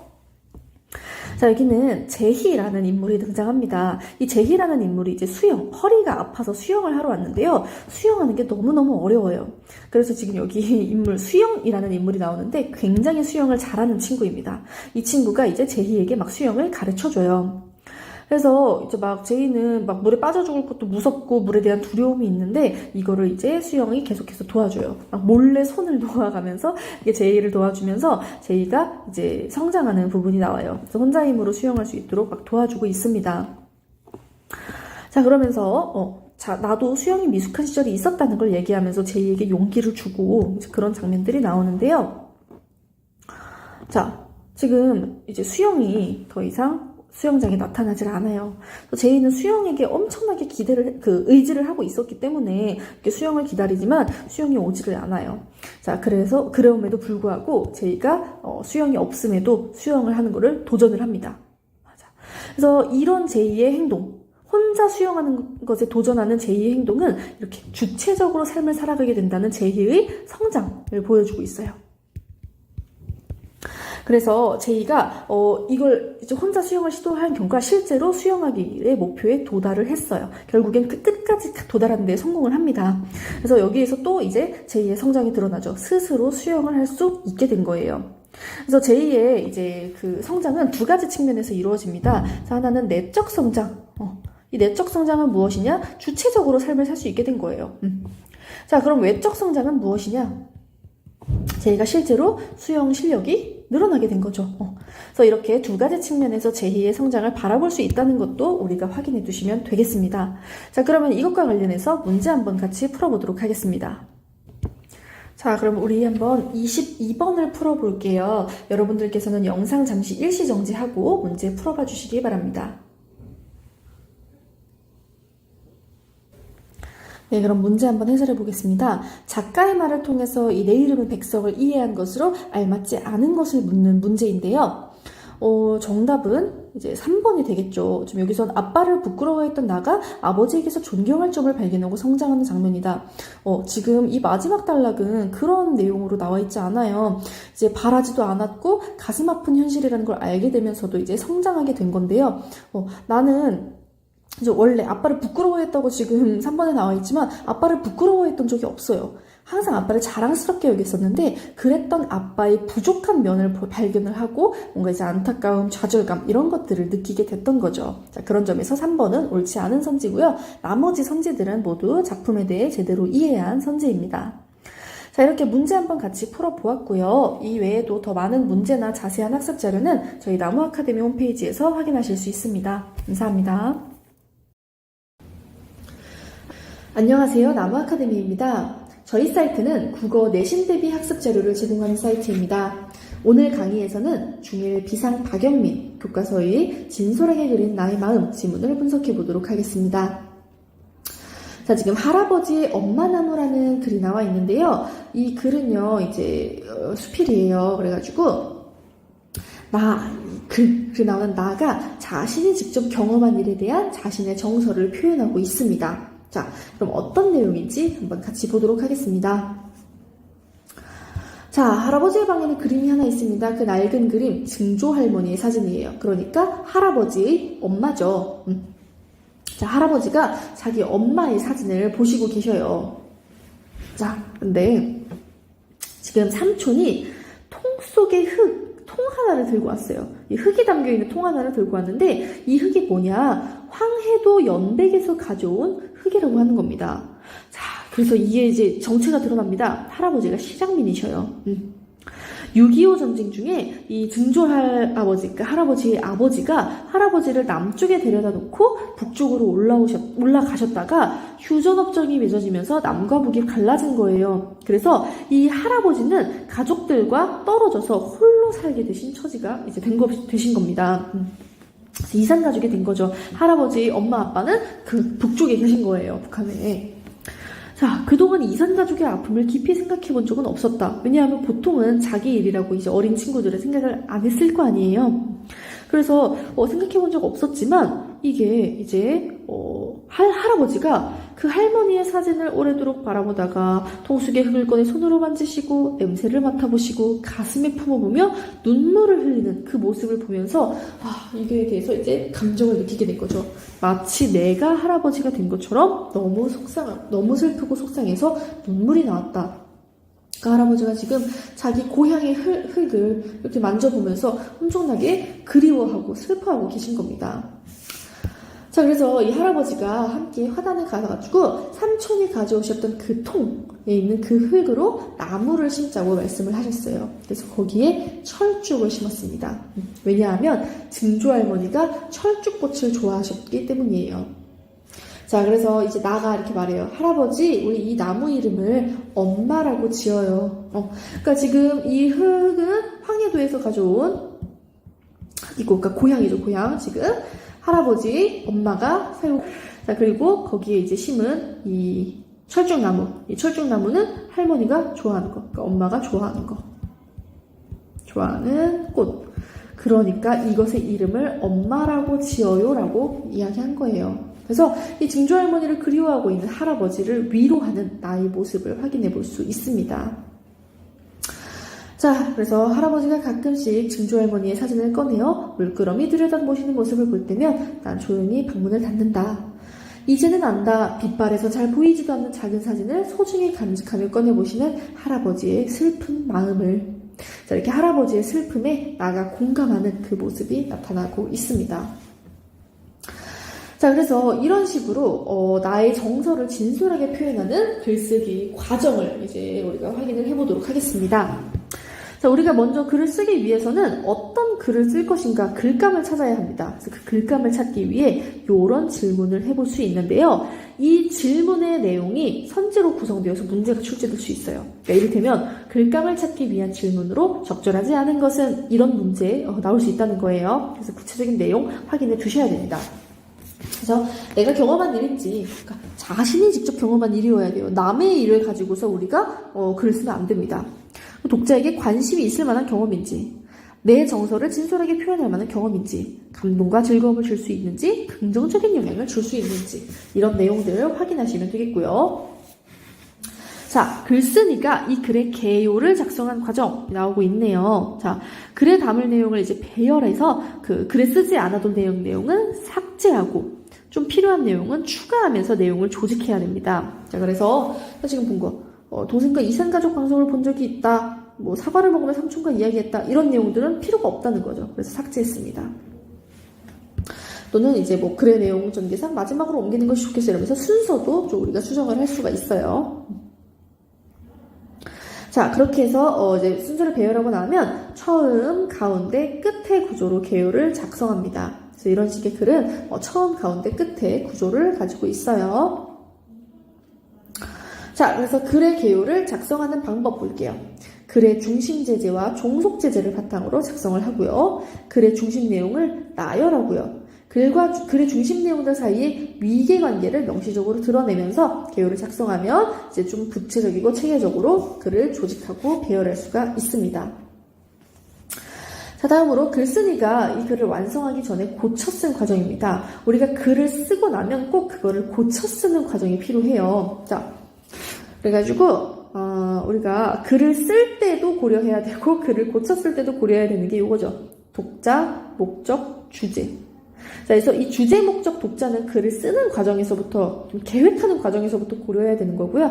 거기에 더해서 이제 표현, 그것까지 고려해서 우리가 고쳐 쓰기를 하면 됩니다. 자, 그럼 이 학생은 어떻게 고쳤는지 볼게요. 자, 지금 할아버지와 나의 추억이라고 되어 있는 이 글의 제목, 우리가 뭘로 고쳤었죠, 아까? 할아버지의 엄마 나무. 그래서 이렇게 중심 제재가 좀 잘 드러날 수 있도록, 글의 주제가 드러나도록 제목을 고쳤고, 관심을 끌 수 있게 제목을 고쳤다라는 거. 자, 그리고 띄어쓰기 틀린 거 있으면 안 되겠죠. 이런 문법, 맞춤법상의 오류도 반드시 우리가 고쳐 써야 됩니다. 자, 그리고 이산가족의 아픔에 관심이 없었는데 어떤 계기로 생각이 바뀌게 되었는지도 표현해보자. 추가할 내용, 그래서 어떤 내용을 추가하겠다라는 거 나오고 있고요. 할아버지가 끌어안고 계셨던 게 무엇이었는지 밝혀야겠다라면서 이제 글의 문장 속에서 부족한 요소도 추가했습니다. 또 흙을 만지고 계신 할아버지를 봤을 때의 정서, 자신의 정서를 또 진솔하게 표현해야겠다. 그리고 그날이 기다려진다 이렇게 단순히 표현하기보다는 어떻게 해야겠다라고 하면서 고쳐 쓰는 내용들을 확인할 수가 있습니다. 자, 그래가지고요. 이 글은요. 아까도 말씀드렸지만 수필이에요. 그래서 서정적이고 체험적인 글이고요. 할아버지가 심은 엄마 나무를 제재로 하고 있습니다. 그래서 주제는 가족을 그리워하는 할아버지의 마음이고요. 이 글에서는 이산 가족의 아픔이 드러나고 있습니다. 글쓴이가 할아버지의 마음을 이해하고 공감하는 글쓴이의 진솔한 정서가 드러나는 글이에요. 자, 참고로 이제 우리 수필의 그 갈래상의 특징도 간단하게는 알아두셔야 됩니다. 그래서 이 수필이라고 하는 거 형식이라는 게 딱히 정해져 있는 게 없습니다. 자유롭게 쓰면 되고요. 누구나 쓸 수 있는 글이에요. 그래서 우리가 이걸 대중적이라고도 표현하죠. 그리고 글 안에 나라고 하는 글쓴이가 등장합니다. 자, 그리고 소재가 굉장히 다양하고요. 그리고 글쓴이의 개성적인 표현들이 담깁니다. 그래서 이러한 특징들, 수필의 특징들 여러분이 기억을 해두시면 되겠습니다. 자, 여기 소재의 의미 나와 있네요. 그래서 그 이산가족이 된 증조할머니를 그리워하는 할아버지의 마음을 나타내는 소재는 사진과 흙이 되겠고요. 그리고 철쭉나무는 이제 할아버지에게 위안을 줄 수 있는, 할머니를 떠올리며 그리워할 수 있는 소재가 되겠습니다. 자, 그래서 이런 식으로 우리가 삶과 경험을 바탕으로 정서를 친솔하게 표현하는 글을 쓰면 뭐가 좋냐? 자신의 삶과 경험을 되돌아보면서 건강한 자아를 형성할 수 있고요. 독자의 경우는 글에 나타난 경험에 공감하며 감동이나 즐거움을 느껴볼 수가 있습니다. 자, 그리고 글 쓰는 과정. 우리가 아까 계획해야 된다고 했죠? 주제, 목적, 독자를 바탕으로 주제, 목적, 예상 독자 이런 것들을 가지고서 글을 계획을 하고요. 그래서 자신의 삶과 경험에서 감동이나 즐거움을 줄 수 있는 글감으로 하면 됩니다. 그래서 내용 생성하기. 그래서 구체적으로 자신이 이제 느낀 점이나 깨달은 점, 어떤 일이 있었는지 그런 것들을 구체적으로 정리하면 됩니다. 자, 다음 내용 조직하기. 그래서 이 삶과 경험, 정서나 생각이 잘 드러나도록 글의 내용을 처음, 가운데, 끝의 형식으로 개요를 작성하여 조직하면 돼요. 자, 그런 다음에 그거를 실제로 쓰면 되고요. 글을 쓴 뒤에 이 주제, 목적, 독자, 표현 등을 점검하여 고쳐쓰기 하면 됩니다. 자, 그럼 지금부터 문제 한번 같이 풀어보도록 하겠습니다. 자, 여러분 그럼 5번 문제 풀어보도록 하겠습니다. 여러분들 영상 잠시 일시 정지하고 문제 풀어봐 주시기 바랍니다. 자, 그럼 지금부터 문제 한번 같이 해설해 보도록 하겠습니다. 자, 이거는 이제 글 쓰는 과정에서, 각각의 과정에서 어떤 활동을 하면 되는지를 묻는 문제잖아요.